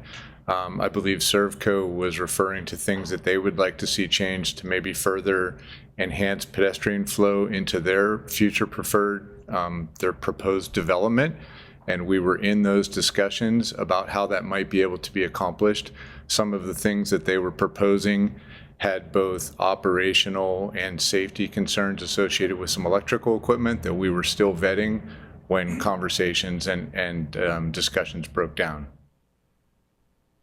Okay, thank you. Yeah, because that's so important to make sure that that's all taken care of with considering, you know, the safety aspect as well. So going back to Krista, you know, back in June when we talked about this, timing was a critical component because you have the basically 75 days, right, to get something through. And here we are in August. So I'm just wondering about the timing aspect of this. If we were able to wait now 2 months, is it possible that there can be another month of, I don't want to say delay, but trying to work with Servco to kind of ease these issues and work out something that's a little bit more amicable between the parties? Or is that like not possible at this point? So Natalie, we didn't really wait in June. If you remember, the board did pass the resolution that allowed us to notify the city council. That's part of the 75 days that we factor in. So we had already, if you remember, we tried in May to start, but there was no quorum. We had already deferred 30 days. We started the process in June, and now we're to the final approval. We would still need to file the action in court, get a judge to sign an order of possession, and by doing this today, we estimate that we would have possession by October 1st, and we would have Servco would relocate from the property by January 1st, which is the time frame that's needed for the project. So we are at the point, Natalie, where we don't really have too much more extra time, but conversations will continue. We are not, you know, we don't stop those negotiations. If Servco is willing, we will continue to talk with them about the various different issues. Okay, thank you for that. And then a couple other questions. So I noticed, and I guess I had never noticed this before, but a copy of the resolution was actually published as a legal notice in Tuesday's Star Advertiser. And I was just wondering, is that like a normal process that It is. even prior to approval, it gets published? That's correct? We have to give public notice of the resolution where we are requesting eminent domain, and I can ask one of the attorneys if you need additional information, but it is part of the process. We have to, we publish every time that we come for final approval. It just probably hasn't been noticed before, but it is part of the process that we are required to do before we can ask for final approval for condemnation. Okay, thank you. Yeah, because that was a full page ad, and I did notice there was one in December 2018 as well. I hadn't noticed it before, that's all. With respect to the relocation benefits, so I think this is a very critical component of this. We want to make sure that our small businesses, remain able to be in business, especially when they provide such a critical service. So do you know, or can you explain how those relocation benefits are determined and what that involves? So relocation benefits for a business are tied to payment for movement of personal property from the displacement area to the replacement area. So basically moving their personal property from the acquired property to wherever they choose to relocate their business. So the payments are tied to that. That includes things like connection and reconnection. So if there are things that need to be taken apart, we have to pay to do that. And then we have to make sure that they're able to be connected and work at the new location. So a lot of times that includes electrical that's necessary for the equipment. In the instance of heavy equipment, such as car lifts, we have to make sure that there's adequate concrete and that they are assembled in a certain manner. So relocation benefits are based on actual costs. And every business is different depending on what their needs are. Okay, that makes sense. So basically they put together a budget for you, you guys review it, and then it's either approved or partially approved or whatever. Is that correct? Correct. We kind of work with them throughout the whole process so that we're seeing all of the different elements of the move, and we're establishing a maximum amount for those different elements, and it's up to the business owner as to how they spend those monies. So some business owners may choose to not necessarily move things. Maybe they will buy new, but we will pay based on what it would have cost to move the item that they're replacing. So there's a lot of different ways to receive benefits, and we work with them to make sure that they're optimizing their benefits. Okay, so I think as part of this, there's probably going to be permitting required, and would that be covered as well? Because that can be costly in itself. Yes, and permitting is a eligible expense. Yes. Okay, thank you, Krista. Thank you, Matt. Thank you, Chair. I think those are my questions. Thank you. Thanks, Natalie. Are there any other questions for Hart or for any of the testifiers? Okay, wait, let's take Chris first, then Kathy, then Anthony. Matt? Hi, long time no see.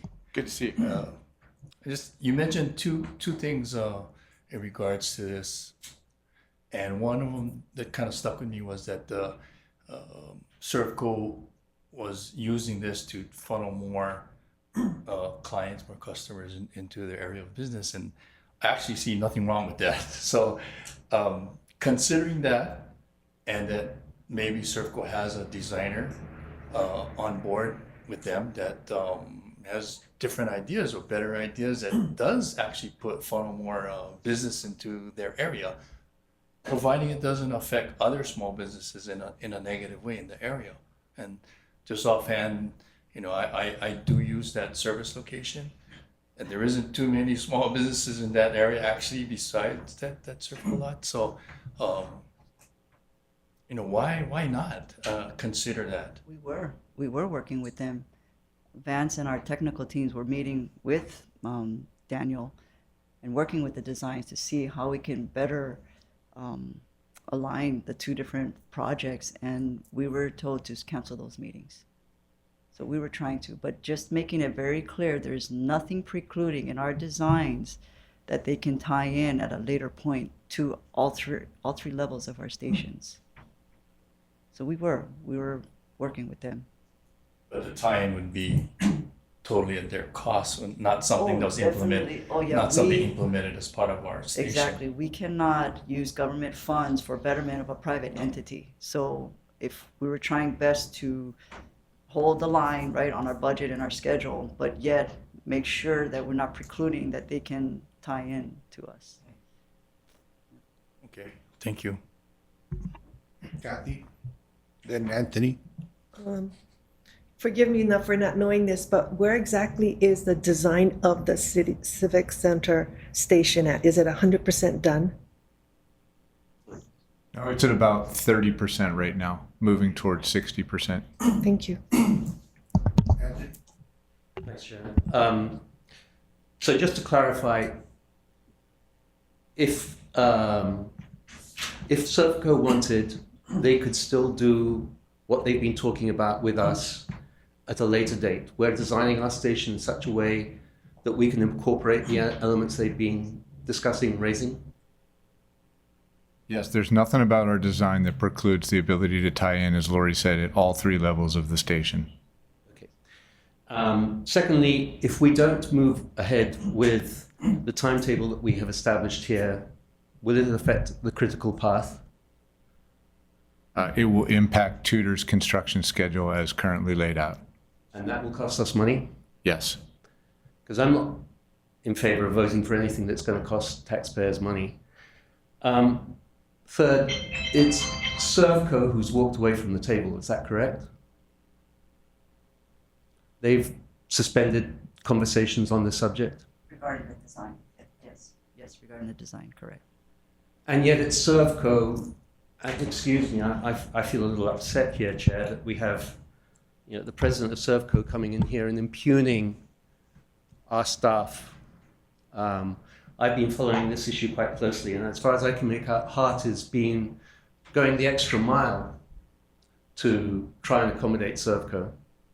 I think Servco has an enormous opportunity to make a lot of money out of this site in the future with the connectivity that we're offering.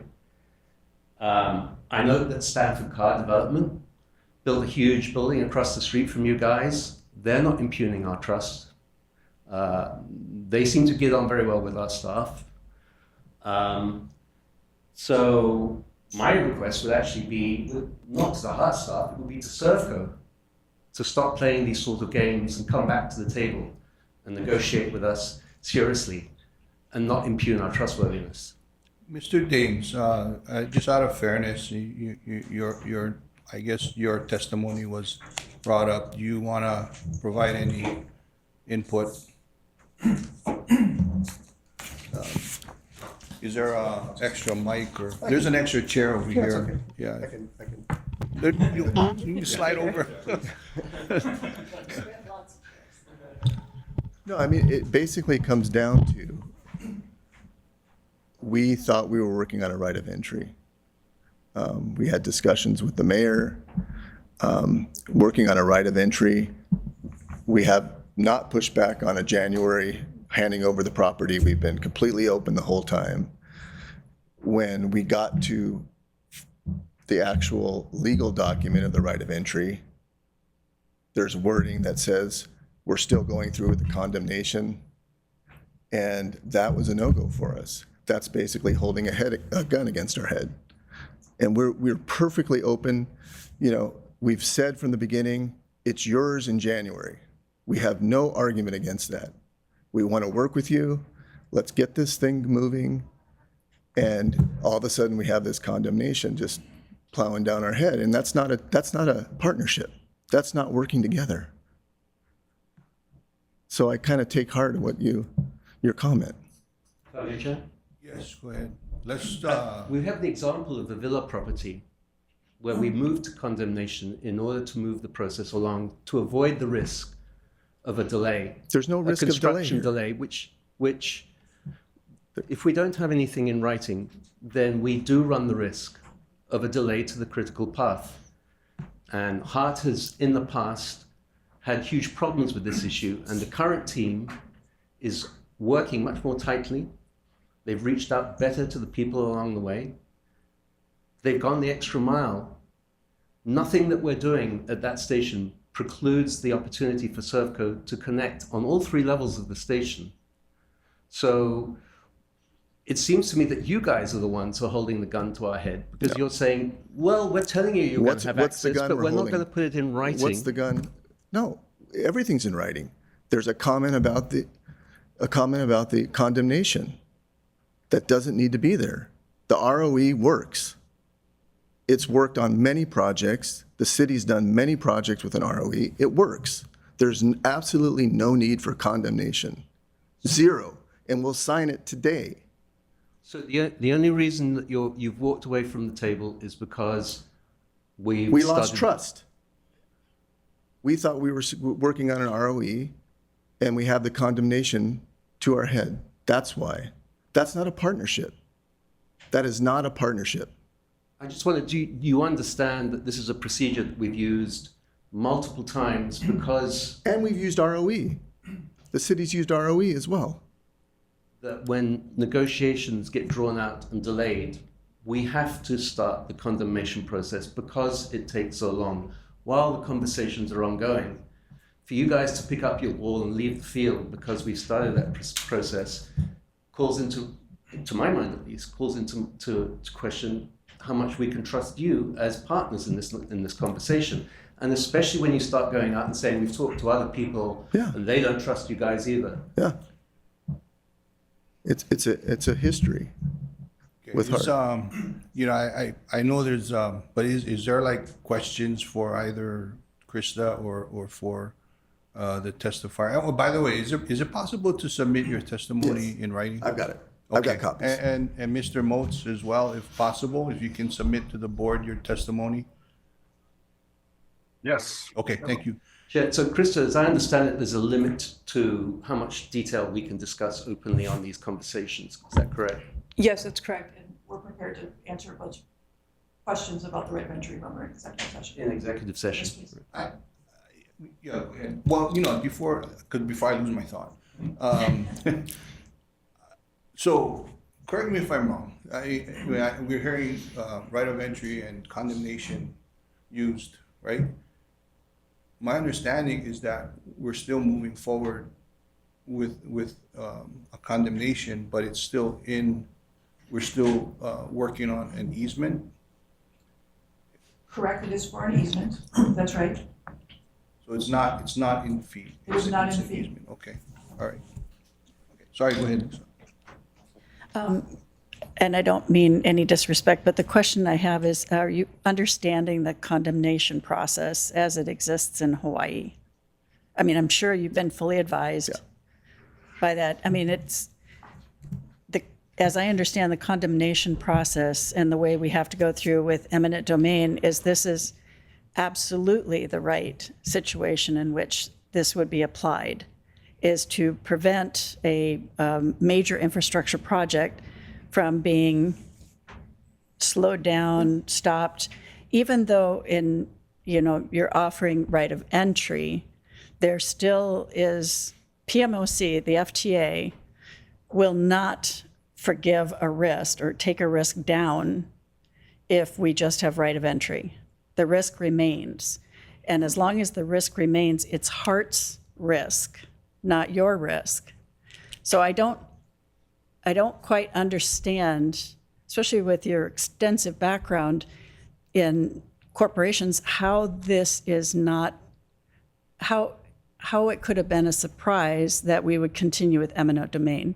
Once we begin this, unless you don't understand how this would impact our schedule and our costs in this project, not having eminent domain can exponentially increase the costs on this project should there not be an agreement, a partnership, as you mentioned, by the time that we would need to have access to your property.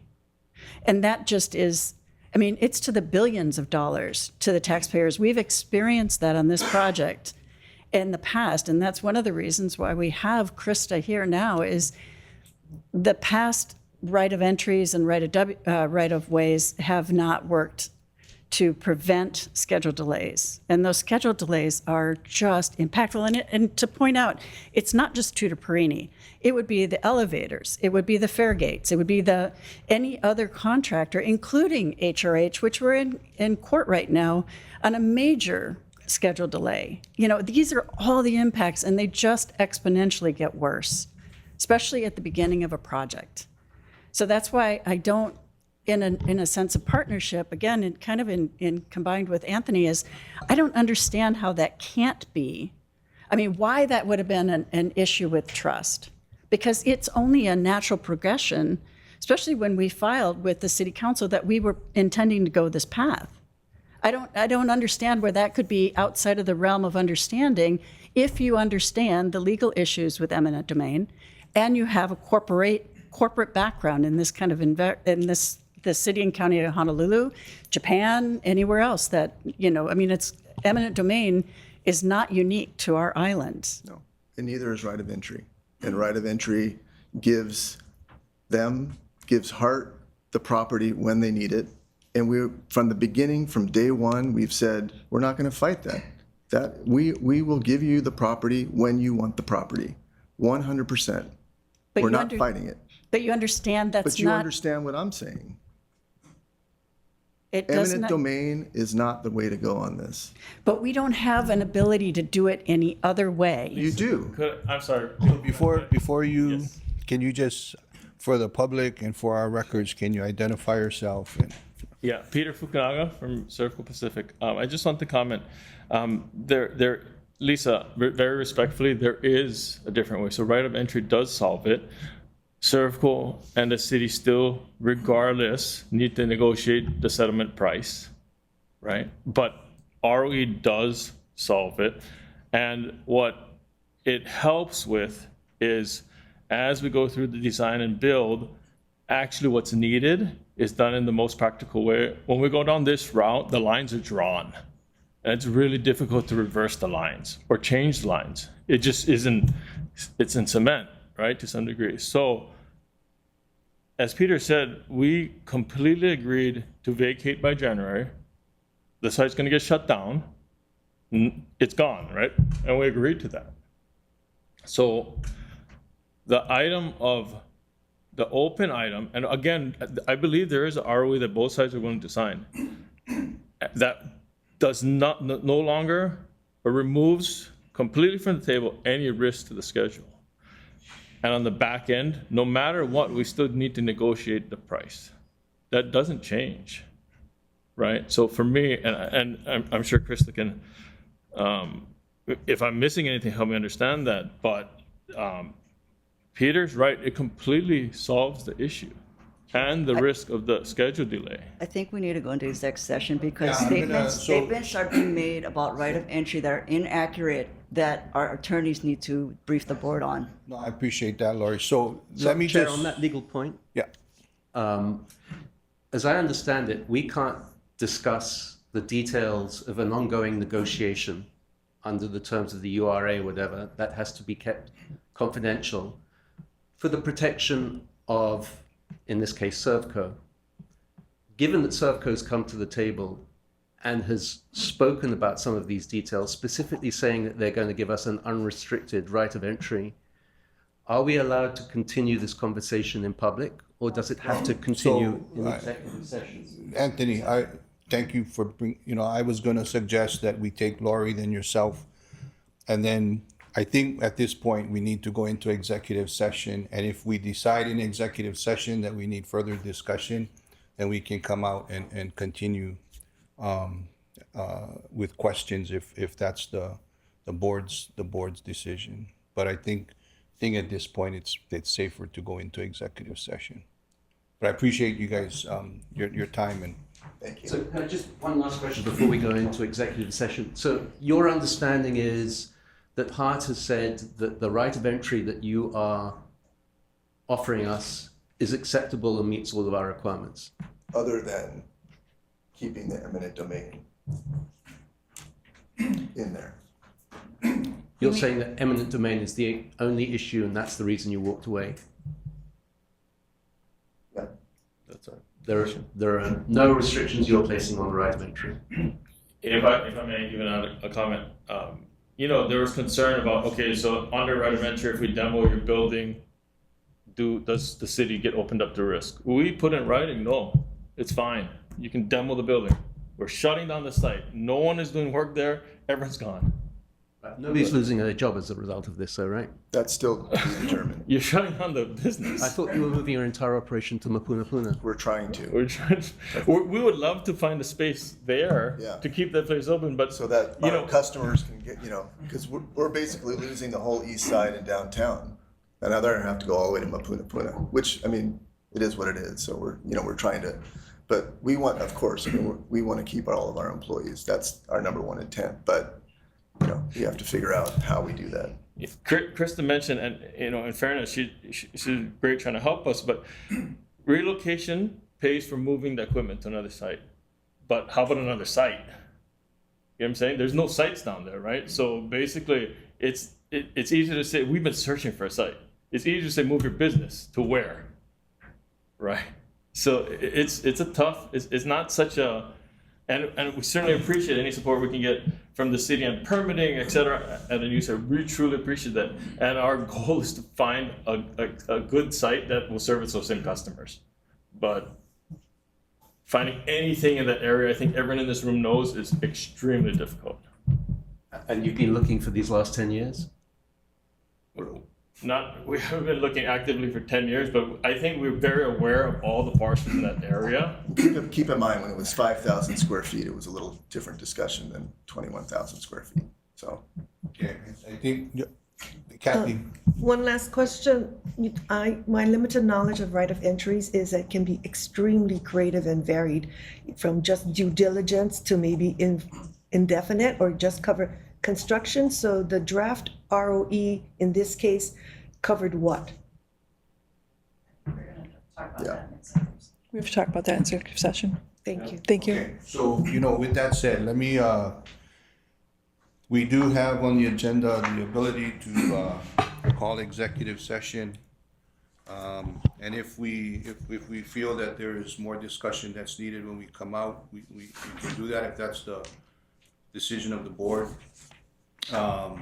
So with that said, do we have a motion? Yeah. I think I'm gonna have to, you know what, go ahead and say, but please, you know, we do wanna be respectful and make sure that we don't cross the line. So go ahead and identify yourself and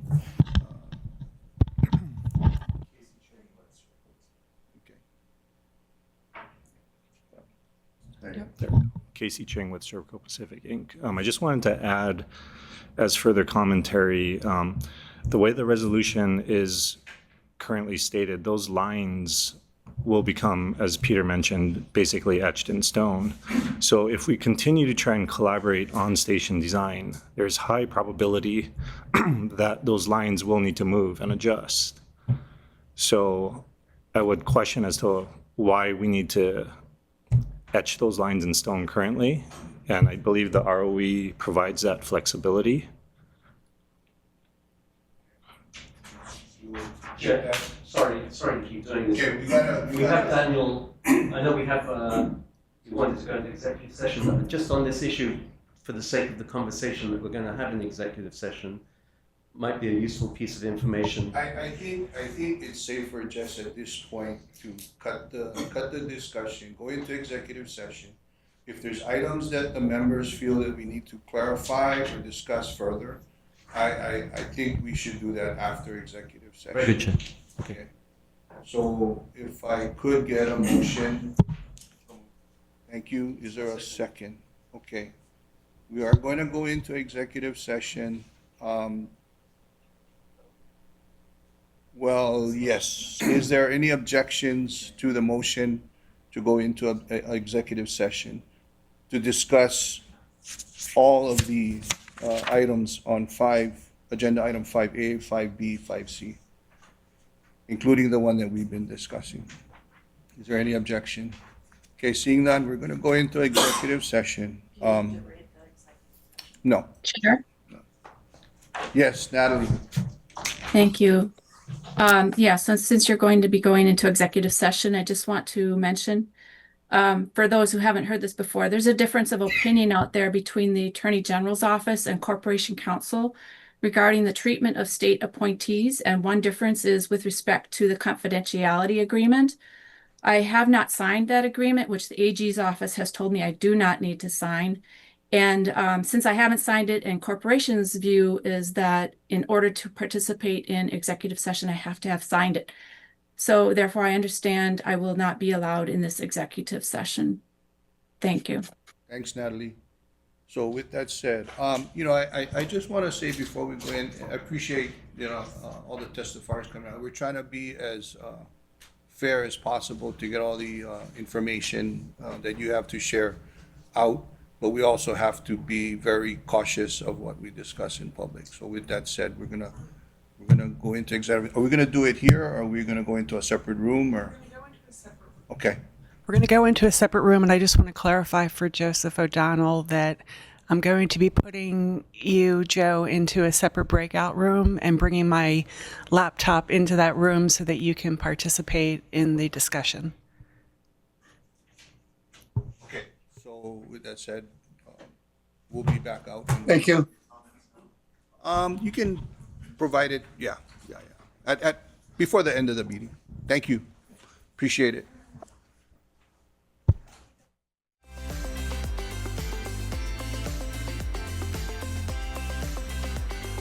Good afternoon. Welcome back, everyone.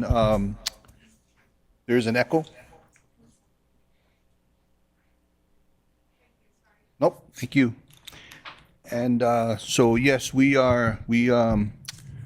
just came out of executive session, and just as a recap, the board entered into executive session, and we discussed with our attorneys and our HART staff questions and legal matters regarding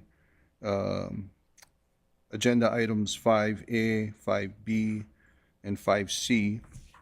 And I believe the board is ready to take action on the following items. So I did want to start off, if there's no objections, with items 5B, and entertain any motion. The recommendation is, this is for resolution 2025-18, approving notification to the city council of intention to acquire by eminent domain fee simple interest in a portion of the real property identified as tax map key 2-1-030-009, located at 557 Halekowila. Can I get a motion and a second? So moved. There's a motion and is there a second? Sorry, there's a motion and a second. Is there any discussion on agenda item 5B, resolution 2025-18? If there's no discussion, are there any objections? Seeing no objections, resolution 2025-18 has been approved. I'd like to move on to agenda item 5C, approval of settlement in the matter of City and County of Honolulu, acting by and through the Honolulu Authority for Rapid Transportation versus Roma No Anilalani, Villa Raposa, and April H. Villa as co-trustees of the Villa Family Trust. Can I get a motion for Chair, I approval? move that we approve the settlement. I have a motion, second. And is there any discussion on item number 5C for approval of settlement? There's no discussion. Is there any objections to the approval? Seeing none, the agenda 5C, approval of settlement, has been approved. Okay, we're going to move on to the last item on agenda item 5. That's agenda item 5A, resolution 2025-17, on the approval to acquire by eminent domain permanent easements and a temporary construction easement over, under, above, and through a portion of the real property identified as tax map key 2021-030 located at 616 Keawe Street, Honolulu, Hawaii. Can I get a motion to Chair, I approve? move that we adopt Resolution 2025-17. I have a motion. Is there a second? Second. Is there any discussion, members? On Item 5A. Chair. Yes, Ed. Really appreciate the work that Servco and Hart had put into this on the discussions. Definitely a difficult situation. Anytime we're looking at private properties that are necessary for public purposes, it's always difficult. It's always difficult translating between the two sides, public and private interest. This situation, we understand. I mean, from Hart's perspective, we're looking at scope, schedule, budget. We got to get there. Very tight time frame for us to get there on the project side. From Servco's perspective, it's a business that's being run right now. That's servicing people. That's keeping people employed. Now Chris got to drive all the way to Mapunapuna to get his car serviced. So difficult, and there's going to be impacts throughout. At this point, very clearly, as part of this board, we got to consider the project impacts and the potential costs that come with it.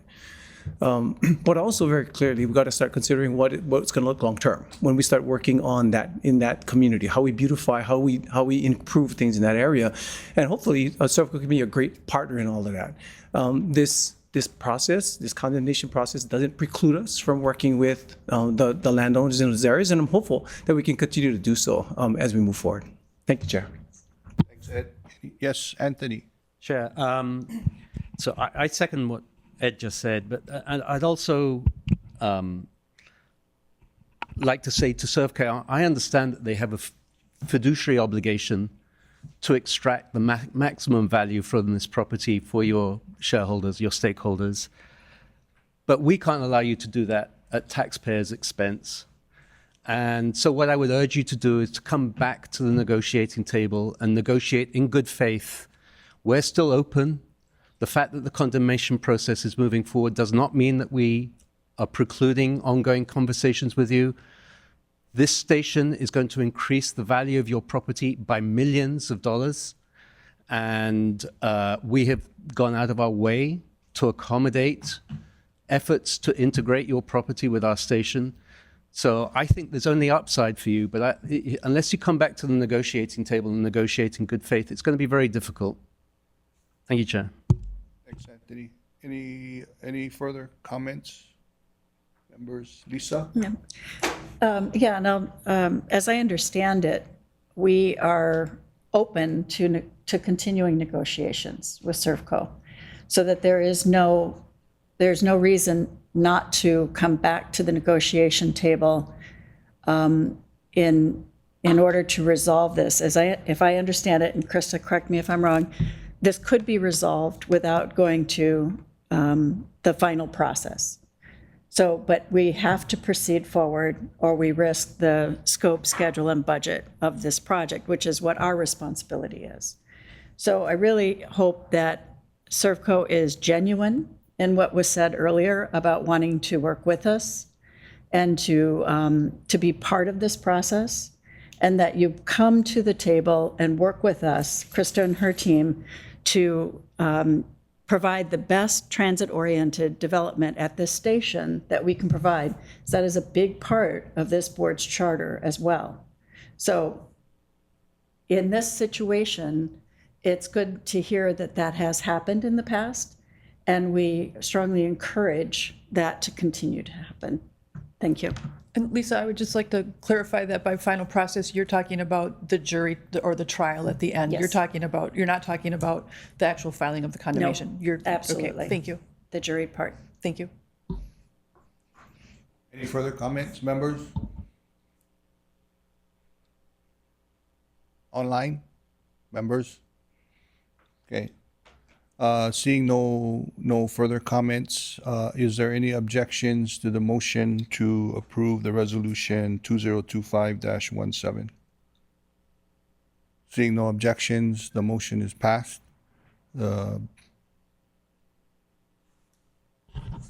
Let's move on to agenda item number Thank you. 6. Thanks, Krista. third-party claims. Lori, who's gonna, Vance Suda is going to be doing that.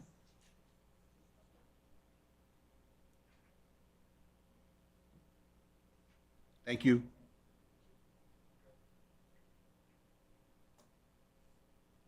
Oh, and Lisa.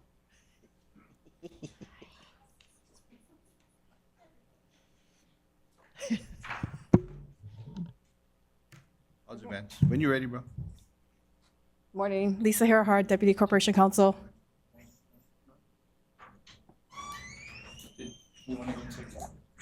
Which one?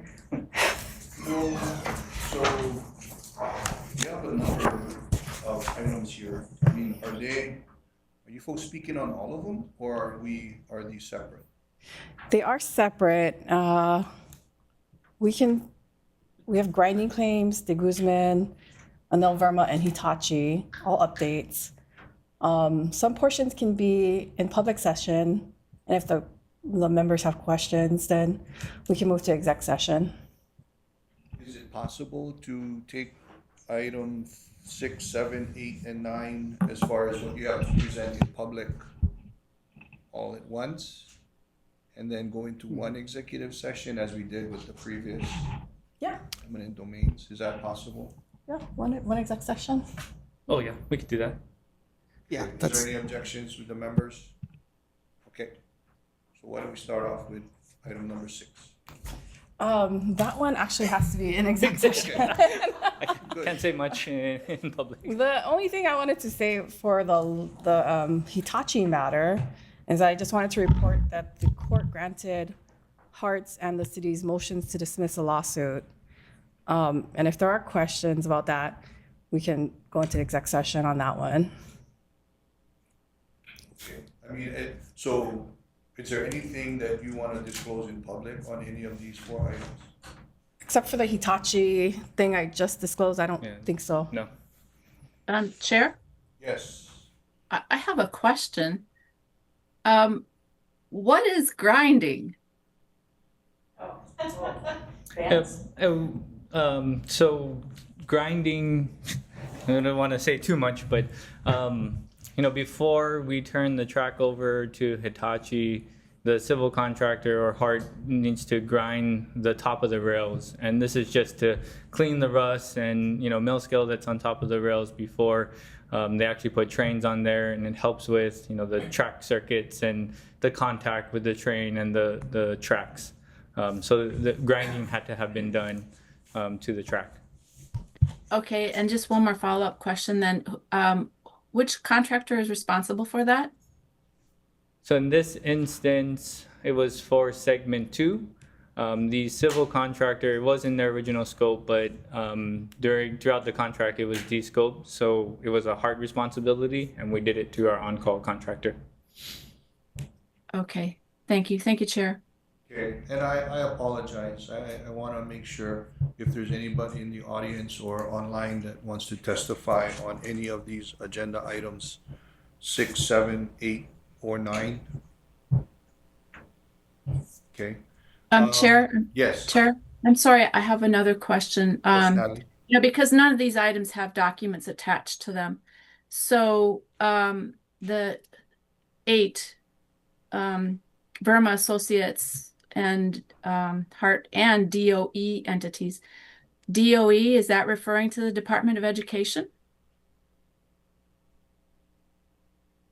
It means like Jane Doe and Oh, Doe! Oh my God. Okay, so sorry. Sorry.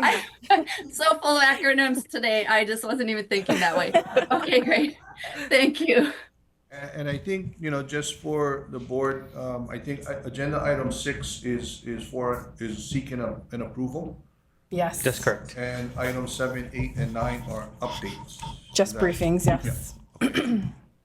So with that said, I'll entertain a motion to go into executive session pursuant to revised statute section 92-4 and subsection 92-5A4 to consult with the board's attorney on questions and issues on a matter pertaining to the board's powers, duties, privileges, immunities, and liabilities.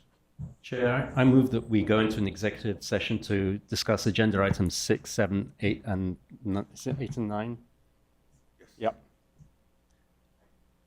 I have a motion and a second. Is there any objections? Seeing none, we'll go into executive session. Are we gonna go in the side room again? Chair, Yes, Natalie? sorry if I may, just my same comment as the prior executive session. Thank you. Okay, thanks, Natalie. Carolyn, what do you wanna? Okay. Who do we need to excuse?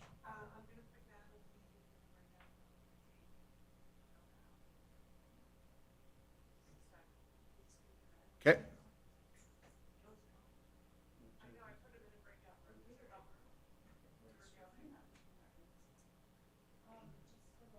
Is everyone else?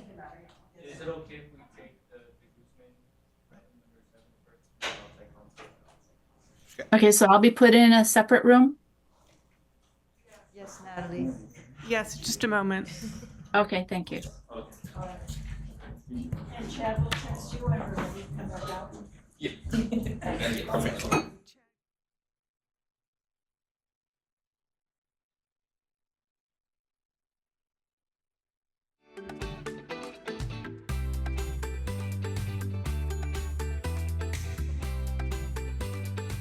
Thank you. Welcome back to the Heart Board meeting, August 22nd, 2025. We are coming out of executive session pursuant to the board's authority under revised statute 92-4, 92-5 related to agenda items 6, 7, 8, and 9, receiving consult with our attorney and related to those agenda items.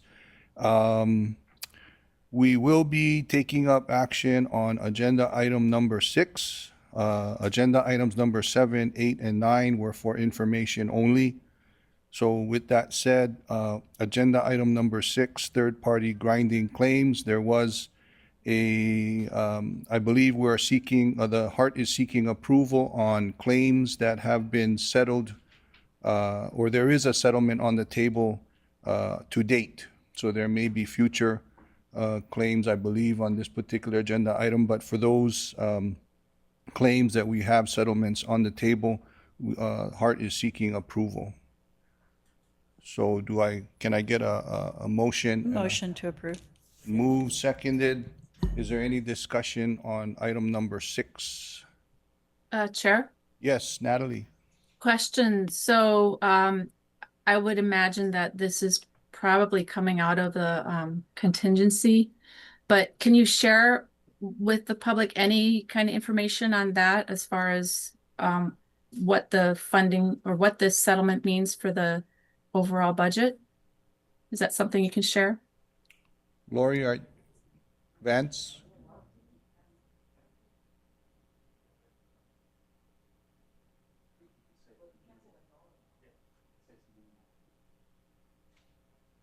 It'll be coming out of allocated contingency from the core systems line item.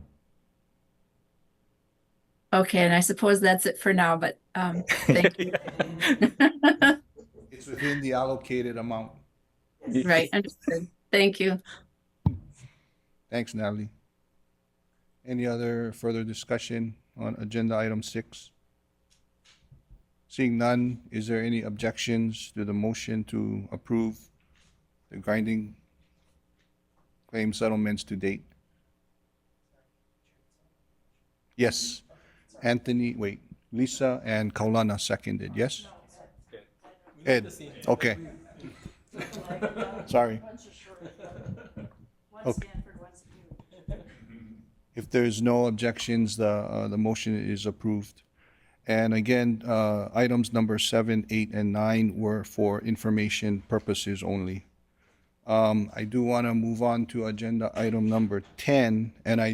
So for this agenda, I mean, we are missing our board chair, Hanabusa. And I know that we've been having pukas in our committees for quite some time now. I would suggest, and I don't know, I leave it up to the board if you guys want to move forward with making assignments now, but I would suggest, there's a list, I think, in your guys' folders of the vacant positions. I don't know if it might be good for members to express their interest in vacancies. Maybe send their interest to Carolyn. And then maybe at the next board meeting, we could, between this board meeting and the next board meeting, we can kind of take a look at who's interested in what committees, and then kind of go from there and make some decisions and reach out to those who have expressed interest in certain committees. Chair, I thought that was done last month. I No? think it might have been, People were. Did it? Was it? Yeah, got back to Carolyn on what they're interested in. Only finance? Only, the topic of Finance Committee was discussed at the last meeting, and then actually. was there any interest? Yes. May I say if there was interest? Yes, there was interest for the Finance Committee Chair. Board Member John Katahira expressed his willingness to serve Thank in you that for capacity. clarifying. Willingness to serve. Yes, that's who stepped forward. So I felt kind of bad because being a new board member, obviously I'm learning everything on the fly, but as a board member, I'm willing to help in any capacity I can if it helps the board. So. Huge. That would be great. So, I mean, I guess this is basically an assignment, so. It's just your discretion. Yeah, okay, so, yeah, if you're willing, that's huge. So why don't we go ahead and appreciate your willingness to help on the finance committee as chair. And then, do we have any other positions that were? Nobody stepped forward because I don't think anybody really knew what other opportunities were out there. And I just, that's why I included a list of sort of what the vacant positions are, and thought maybe there would be a discussion about it, if you would like. Maybe from now to the next meeting, we can, I mean, in all deference to Chair Hanabusa, you know, I don't know what her plans are and what her, what her ideas were as far as committee chairs and whatnot. So I don't want to go too far without reaching out to her and seeing what her ideas were and how she wanted to move forward. So maybe from now to the next meeting, we can try and reach out and.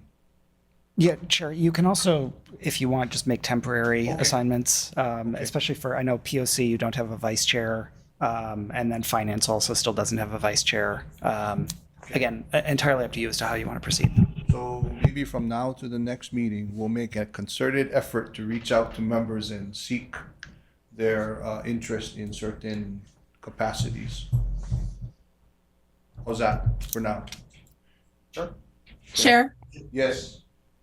Just a comment. Okay, so I don't know if anybody remembers, maybe you do, back a number of years when state appointees were on committees. And that's, I believe, barred in our rules, but we now have 4 full state appointees. For a while, the state Senate hadn't appointed anybody, and there was a vacancy on the House side as well. And so I think that's something to consider. There's a lot of work that needs to be done in these committees. And I just put that out there for, your consideration. Okay. I know there's one last committee that there's a vacancy for chair, and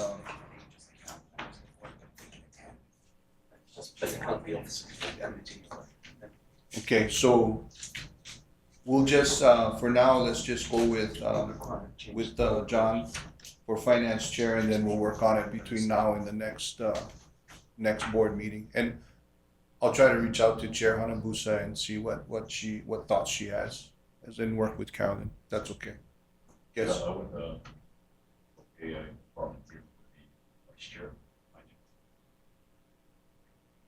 Okay, sounds good. Subject to Chair Hanabusa, maybe she hasn't, but yes, serving as vice chair. Yeah. Thank you, Colin. Also, what vice chair for POC too then?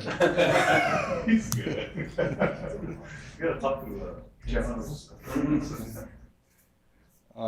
Anybody else volunteer for anything? I'd be happy to be your vice chair on POC. Okay.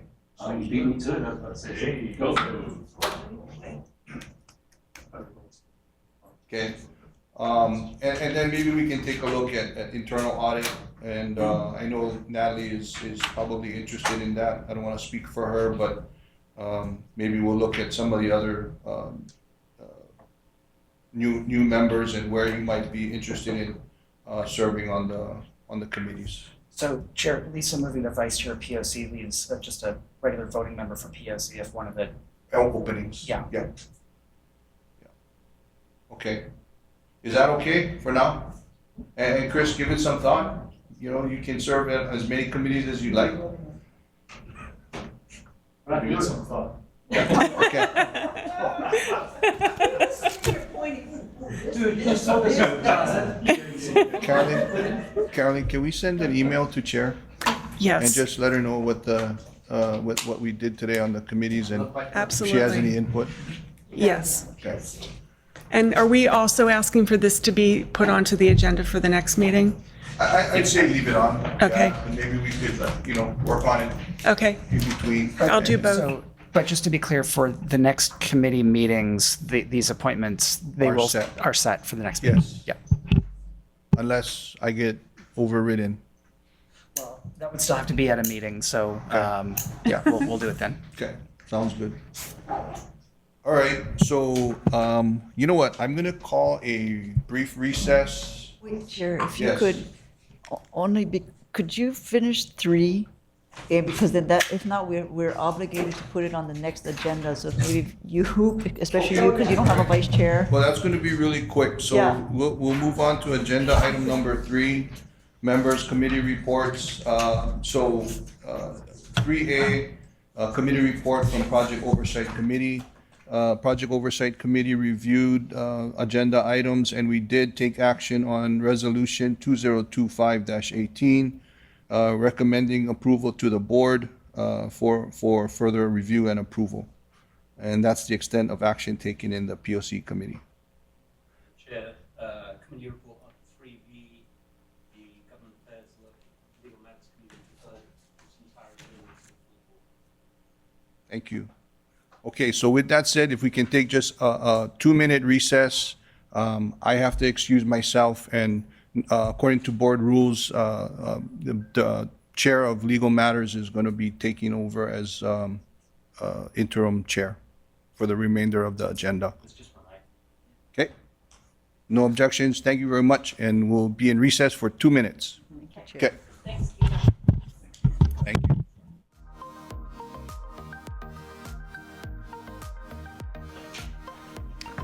Aloha, this is the HART Board of Directors meeting. We're back in session after a brief recess. Vice Chair Kika Bukowski had to leave. We still have a quorum, and so we're going to move on to one of the last remaining items on the agenda, which is the Executive Director and CEO's update. The floor is Chair. yours, Lori. Yep, thank you, Chair. So the first item, the CCGS groundbreaking and blessing ceremony, is very nice. Thank you for those that were able to make it there. I'm sorry the rest of you couldn't make it, but it was quite a very pleasant ceremony. Vance spoke about it earlier in the day. Segment 2, so just to give you folks an update, please clear your calendar. We did ask mayor approval to go from October 1st to the 15th, just because we're worried we're not going to meet the 98.5% system availability that Hitachi is working on. So he granted it. He was fine with it. So please make sure you're available that day, October 15th. DTS is in charge of the ceremony. So the ceremony will be on the 15th. I want to say starting at the stadium and then moving station by station to Middle Street. But again, that's all on their Kuleana. October 16th will be back to revenue service. So unlike the first segment ceremony where people were lining up to ride the train that day, that's not going to happen. They're not going to allow people to go on to segment 2 until the 16th, and then the 17th, 18th will be free rides for the entire system, Skyline and the bus. City Council just approved that. Next agenda item, so I've been asked to speak at the Transform Conference in Boston, so I'll be gone September 13th. I fly out Saturday and I fly back on the 18th. CCGS Station Design Workshop is going to be held on September 11th for the community to give input on our stations. So that's going to cover Kalihi and Kapalama. Vance reported earlier that the Chinatown Station Design Workshop was very successful. We're hoping a repeat performance on this one. And then the last one, there was a historic preservation workshop on August 9th. I believe you folks helped us out. We had it at Aloha Tower, and that was also very successful, just to let property owners along the route know that they have these benefits of being nominated as a historical property. So Chair, that concludes my report, and open to if there's any questions. Members, any questions for Laurie from that report? Yes, Chair, I have one. Natalie, go ahead.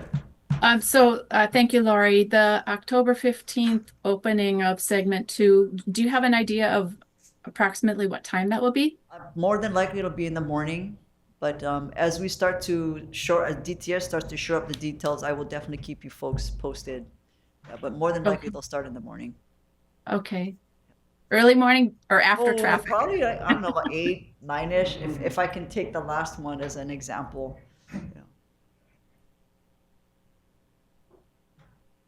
Okay, any other questions, Laurie? Just a real quick What is your topic of, what are you presenting at Trends? So mega projects, mega infrastructure projects. So that was the first one. So that's going to be actually, how do they call those sessions? There's not going to be a breakout session. So it's all of us. There's about 4 of us on the panel. And then, yes, thank you. And then they asked me last week if I could speak on automated systems. So yeah, so they'll be giving two sessions. And where's that conference? Austin? Yeah. Members, any more questions for the CEO? In which case, we only have one last item on the agenda, which is summary of board member requests. What do we have, Caroline? We only have one item, and that is to discuss at the next meeting our committee membership, to finalize it and then fill any, last positions. Any other requests that board members might have? No. That's the last item on our agenda, and so I am adjourning this meeting. It's 1:10. Thank you very much, everyone. Thank you.